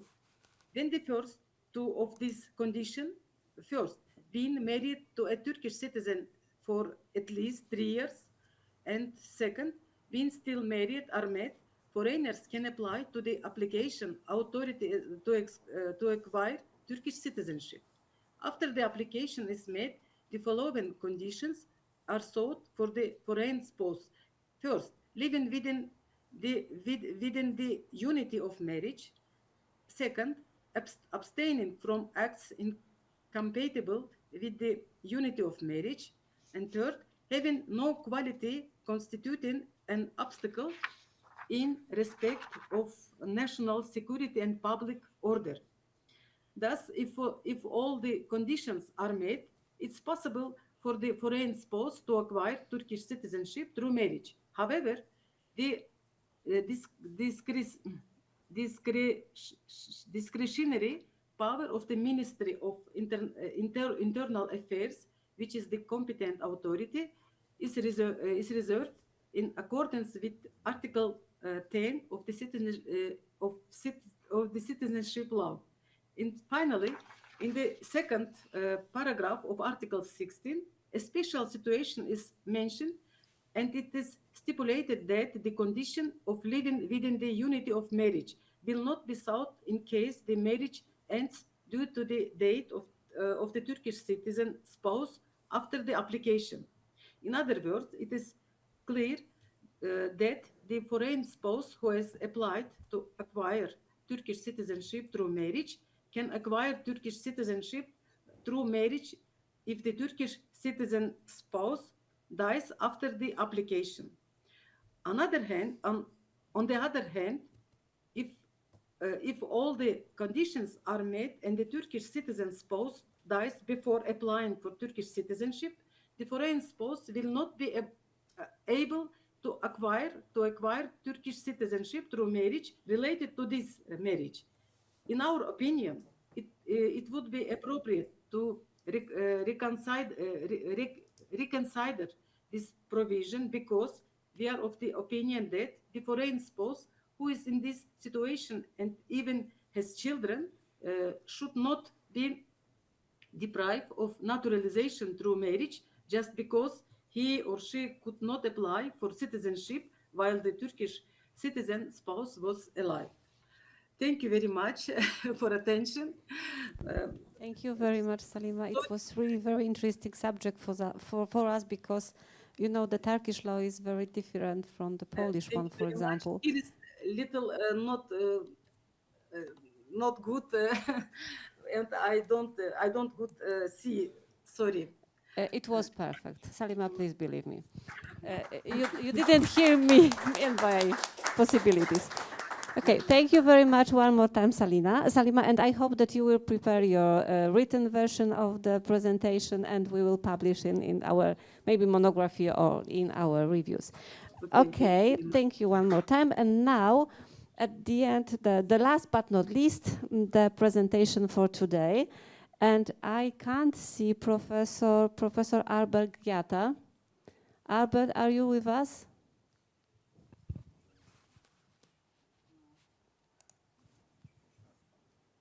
No.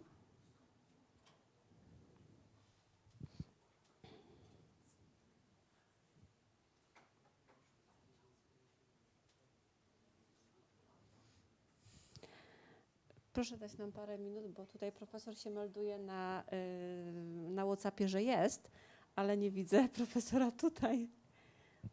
So we are waiting a few minutes.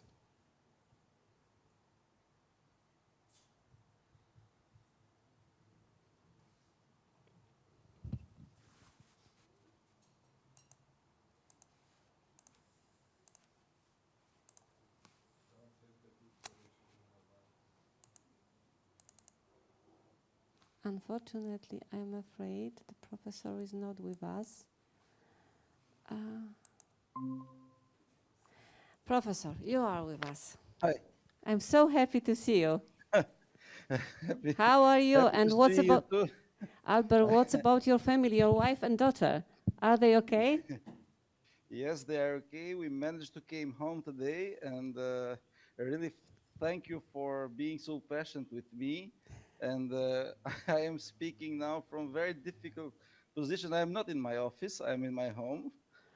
Okay, we all understand the situation because I hope that the panel is going good, and I hope so. I hope I will be brief and very, let's say, explanatory about the Albanian point of view on family notion and how we work and manage to arrive till the latest code in Albanian family law.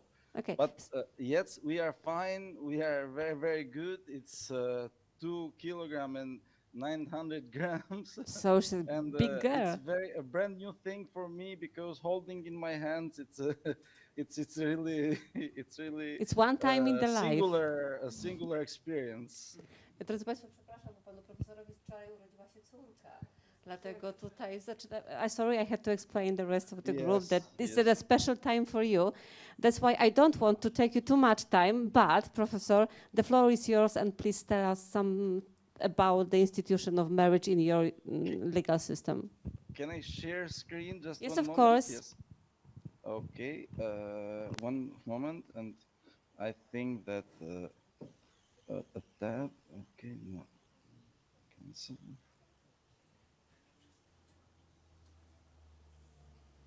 Okay.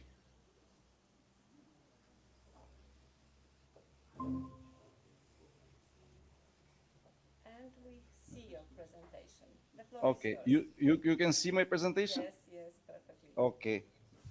Thank you then, Professor. Thank you for inviting me. And I am really glad that I am part of this meeting that you organized, wonderfully organized. I think it will be, I saw the program, it will be 2 days with very interesting insights on family law and the notion and the definition of marriage. Now, let's came to my presentation. I will, let's say, I have a few slides about the Albanian family code and Albanian family law in general, how it went from a historical background, because our first code after the Ottoman occupation or being under the Ottoman Empire is in 1929, which was a brand new code And our latest, let's say, family code is in 2003. But now I have a final slide of my presentation, because now we are a country which want to join the European Union. We are under a very singular process that Poland experienced years ago. We are under the integration process. Yes, it's important for the acquis to being implemented in Albania, but also it's important to get Albania in line what is the common, let's say, principles and the common goals that European Union countries want to achieve. And it cannot only impact, let's say, other fields of legislation, but also it impacts strongly family law as well. And I will start my presentation with some insights from our legislation in a historical point of view. As I said, in history, because it's important not to forget the tradition. And our tradition starts with, let's say, Romanistic family of laws in 1929 with the Civil Code, which it was drafted according to Code Napoleon and the Swiss Civil Code of 1907. And about marriage, it deals with marriage as a notion, with how you can contract marriage, how you can conclude a marriage, but also it deals with the contract of marriage, how to, let's say, settle the spousal regimes in Albania during this time. As I let's say, told to you before, we were coming out from, let's say, a very long being part of Ottoman Empire, and it is seen even in the provisions. For example, the recognition only of the civil marriage. It was important because religious right, it wasn't that it wasn't recognized, but there were specific provisions that in Albania, according to this code, you should get married first to the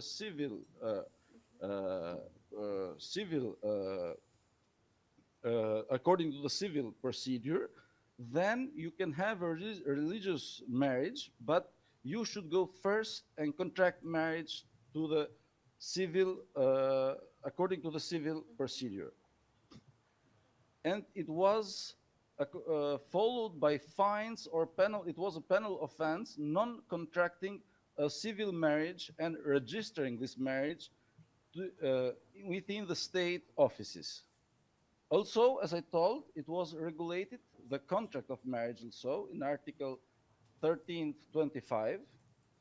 It gives only a definition of contract of marriage ante matrimonio, let's say prior to the marriage, and none after. So you cannot, by the code, you cannot conclude a contract of marriage for settling the regimes after being married, but only before.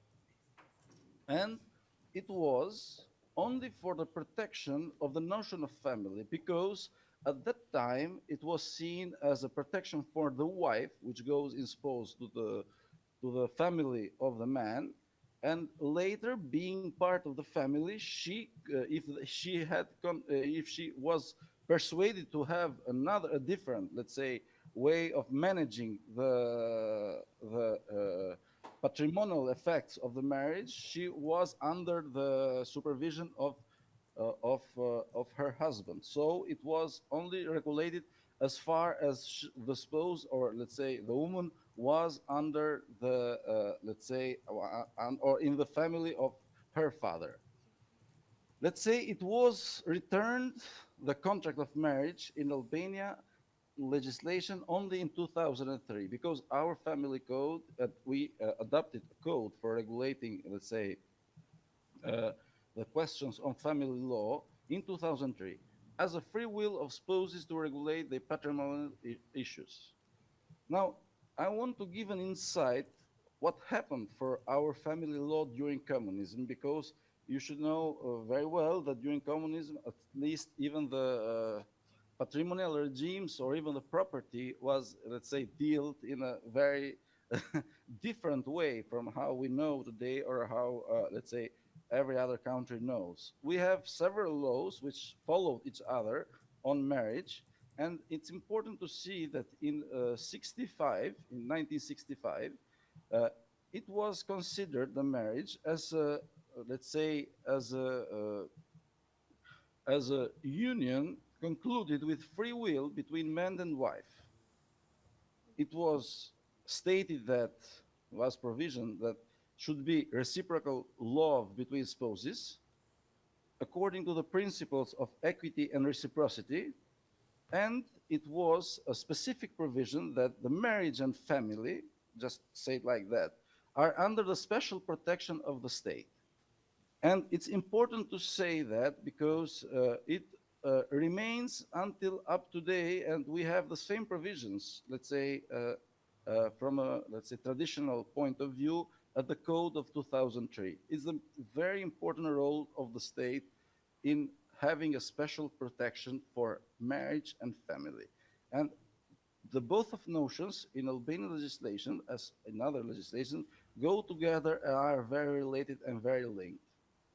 Then we have, during communism as well, the Civil Code of 1981, but also the most important thing to say is that the Civil Code of 1994, which was in first 3 years after the communism fall in Albania, the Civil Code does not abrogate the part of regimes of property in, within the family or within marriage in the Code of 1981. So as far as it concerns family law, it remained on these regulations which was adopted in during the communism period.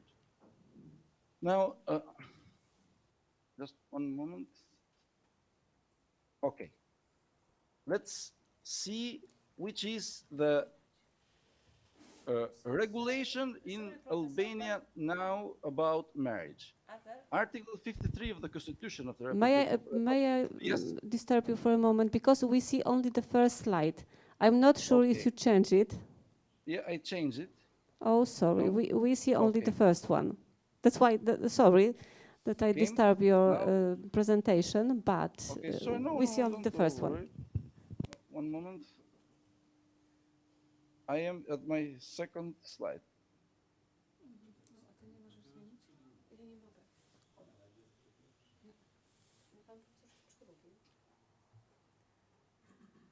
Sorry. Now you can see it, or? No, we don't see your presentation. Okay, just one moment. Present now. Maybe we can go slide by slide like this. Oh, there is something happened. And Okay, now we yes. hear see the third one. Okay, the third one. Okay, perfect. Now maybe you can see the fourth. Let's say, if I do like this, it goes to the fourth. Okay, I will remain like that. I guess we can all see, because I have only a few other slides. Now, why is important to what is stated in our Constitution? Because I will link it to my final slide. The Constitution of Republic of Albania, Article 53, everyone has the right to marry and have a family. Marriage and family enjoy special protection of the state. It always remains. Marriage and ending of marriage are regulated by law. And then it's in 54.2, we have that children born, which is very important for marriage definition that we'll see after. The children born out of marriage have the same rights as those born within marriage. Now, these are the provisions in Albanian Constitution. As we go to the family code in Albania, which we have the law of 2003, it's on the other slide. Okay, it's fourth. We see fourth. Okay, thank you. We have this kind of structure. General principles, only 5 or 6 articles. Spouses, so marriage in se per se, with all the patrimonial regime and etc. And then we have a third part on children, how children and adoption and other topics related are dealt within the code.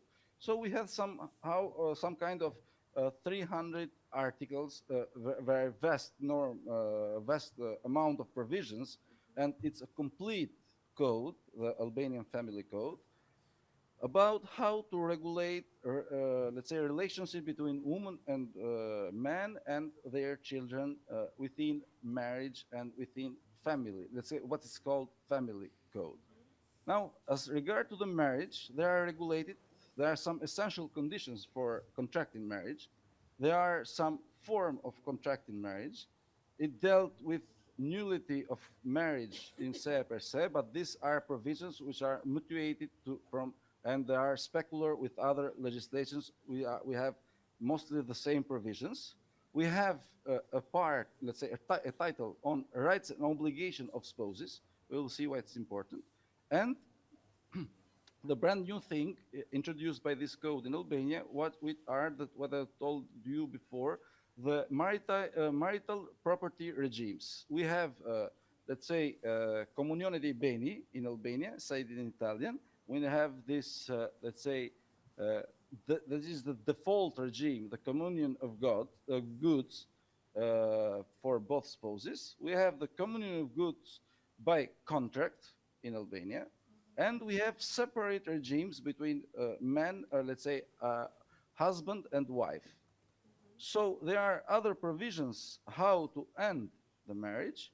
And at the very last title of this part, we see the recognition in Albania, formal recognition of cohabitation of unmarried partners.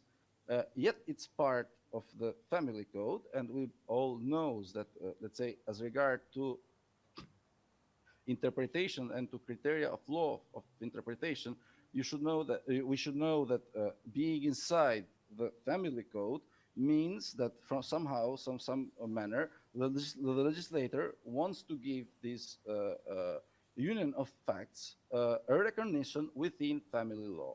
But as we'll see, it's very limited as it concerns Albanian legislations.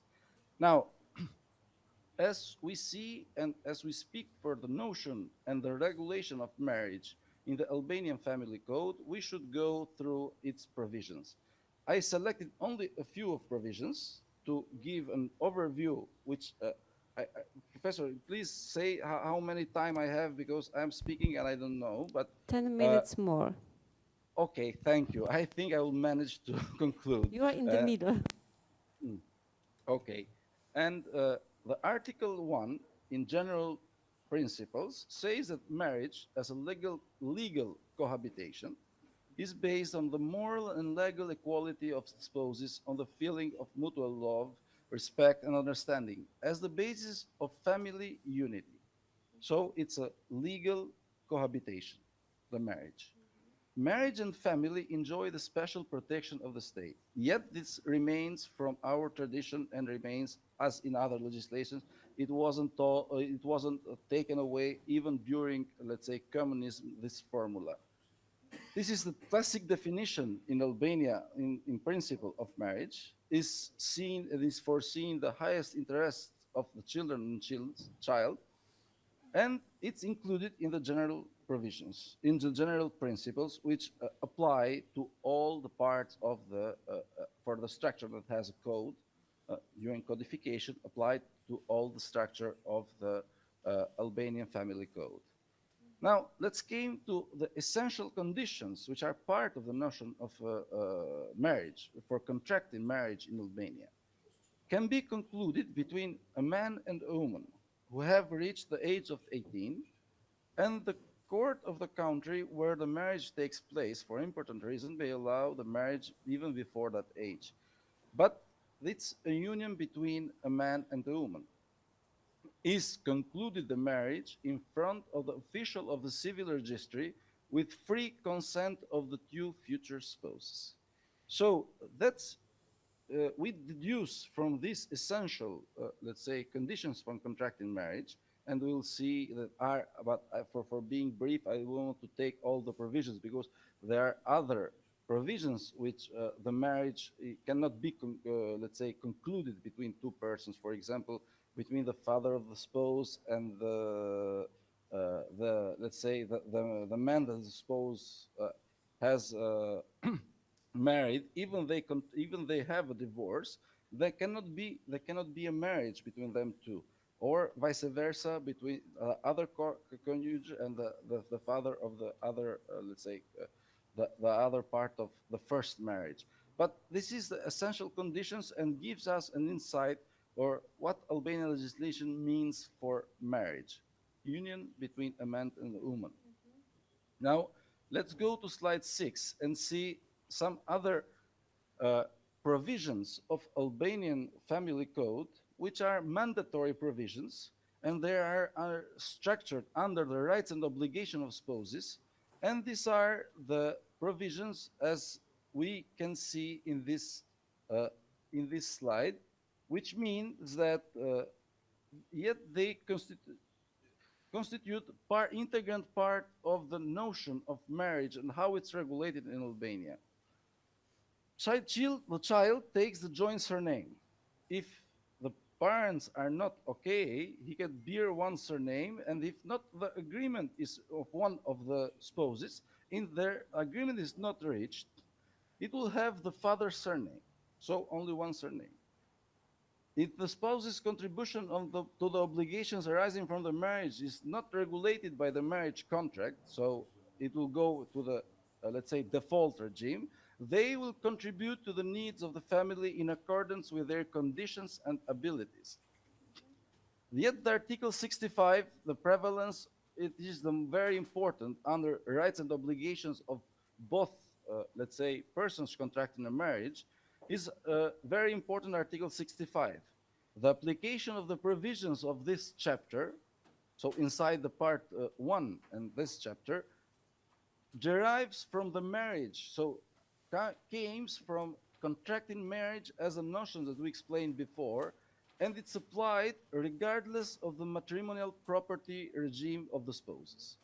So all the obligation that the spouses have toward each other, toward the children, stated in this chapter, are, let's say, mandatory and are compulsory and cannot be, let's say, regulated otherwise from the regulation that both of spouses are going to have in their property regime.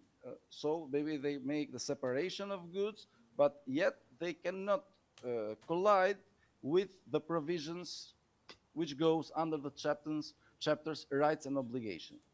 So this is a clear prevalence within the marriage of the concept of having a family. So I see it as the protection of the family within the marriage. So marriage, as I see at through this provision within the code, it's a juridical institute with mandatory duties and obligations, despite the regulations that both parts can give or cannot give to their patrimonial regimes or to their let's say, patrimonial arrangements for the future during their marriage, during the time that they are married. Now, which are the regimes? Regimes of property within marriage. We had a lot of debates in Albania regarding let's say not debates, but let's say we have a lot of claims in Albanian courts, because in my job as a lawyer, I always saw different claims regarding how to deal with regimes, especially with let's say marriages concluded before the entering into force of the code, but now it's settled. Article 66, for example, regulates, or 73 regulates the default regime of marital property. The matrimonial property regime of the legal communion applies when the spouses have not entered into a contract for another matrimonial property regime. Article 73. This is the default regime under the Albanian under the Albanian family code. Now, let's came to the most novice which this code brings in Albania, and let's say that it regards a cohabitation, but yet in Title 6, during the definition, during the regulation of marriage within Albania, we have formally recognized cohabitation between, let's say, man and wife, and we regulated it in these articles 163 and 164. Cohabitation is a de facto union between a man and a woman, living as a couple, characterized by a common life which present a character of stability and continuity. This is the notion of cohabitation. Yet, the most, let's say, important article, which was, as I told before, was entered inside the family code, so we do not have a special law, but we included it within the, not civil code, the family code. It's Article 164. Cohabitating persons, as the notion in the article, the precedent article, can conclude an agreement before a notary when they determine the consequences arising from cohabitation regarding children and property during cohabitation. So, as far as we can say until this date, or in 2023, these are the provisions which regulates marriage and, let's say, family in Albania. We yet give an recognition of cohabitation, but it's not a default recognition. So you cannot see any, let's say, similarity to family. We have given in our code the possibility, so they can have an agreement before. If anything happens during this de facto union between a man and a woman, if there is not agreement before a notary, we cannot say for sure what the judges are going to say if anything happens to one of them. So this is only this protection given to union couples, let's say de facto couples, de facto unions, but our code gets a similarity between cohabitation and marriage only regarding consequences for children and property. So it only regulates what effects can come from this de facto union if something happens to one of them, but it doesn't unify the concept of de facto union with other provisions, or for example, having a family. And these are unifications under civil law only regarding the effects that the parts wants to regulate if something happens to one or other of the parts. But yet our code maintain strongly linked the family, the notion of family, only to marriage. So, okay, it's according to the notion of cohabitation, it's stability, continuity, common life. It gives the very full notion of cohabitation, but yet at the second article, the following article, it needs for sure an agreement before a public notary in order to recognize this stability and continuity and common life of a de facto union. Now, these are the provisions which I selected for, let's say, sorry, one moment. Okay, which are within our family code law in Albania. These are the provisions, but as I said at the beginning of my speech, we are now under this process of integration, of European integration. And yet it's very important during this process. It was important from 2009 when we first signed our stabilization and agreement between Albania and all the 27 states at the time of the European Union, to provide, let's say, human rights in Albania for all the categories and all minorities and all with people with let's say of different communities should be treated in the same way. And it started during 2009 after the signature or the adoption of the Association and Stabilization Agreement between Albania and European countries.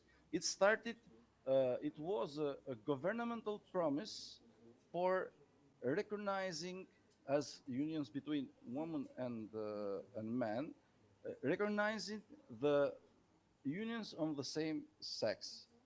But that governmental promise wasn't taken in front of Parliament, and yet we do not have till today a specific law or a specific draft of law.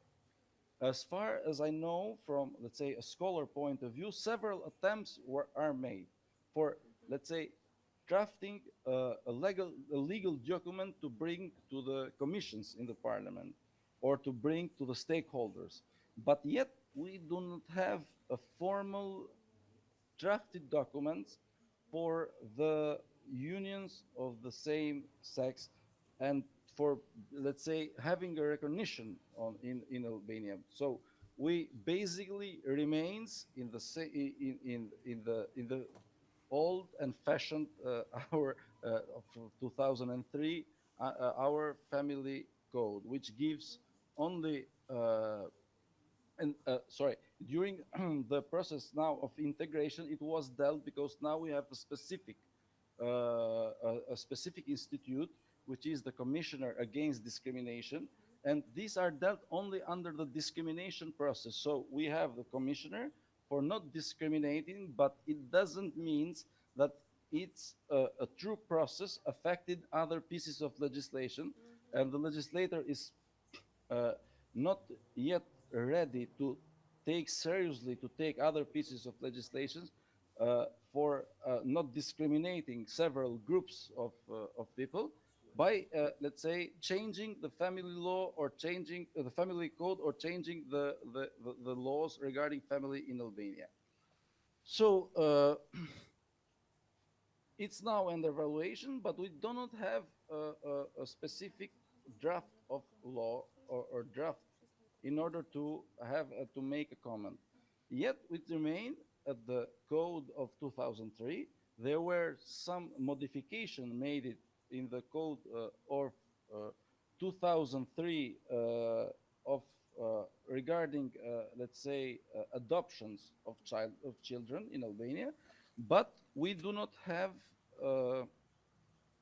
let's say, significant changes made to our family law. As far as I was clear, I don't know if I was clear, we only recognize the couples or the let's say, de facto unions, but yet the provisions and the notion of couples of, let's say, of de facto union, it's not really linked to family. It's linked to a prior contract. Maybe it's similar to the contract of marriage, but should be contracted between the two persons only for regulating effects and not for regulating other issues on family. But we are on those provisions. So the code wasn't made some changes in 2015, but yet it remains that of 2003. I don't want to be any longer because we have made different changes really in family law regarding our duties under European integration, which regards, for example, domestic violence. But I think that it's maybe in another conference and in another time we can have that we can have that speech. But for regarding the notion of family, I think that that's the Albanian family code, and it's very, in my opinion, it's very difficult to change because, as I told to you, we have adopted a code in Albania for our parliamentary law. To change a code, we need 3/5 of the chamber. So it's very difficult. It will remain in Albania as a piece, as a standard or solid piece of legislation for a very long time, in my modest point of view. Sorry for being longer, and thank you for inviting me to the conference. Thank you so much. It was really very interesting subject and very interesting presentation for us. And I see that you have the special, you will probably have the special regulation, and we will see what will be happening in the future. But I think that you will be the next member states of the European Union as quickly as possible. So thank you very much one more time. It's the time for discussion. Drodzy Państwo, czy są pytania do naszych prelegentów z ostatniej sesji naszego dzisiejszego spotkania?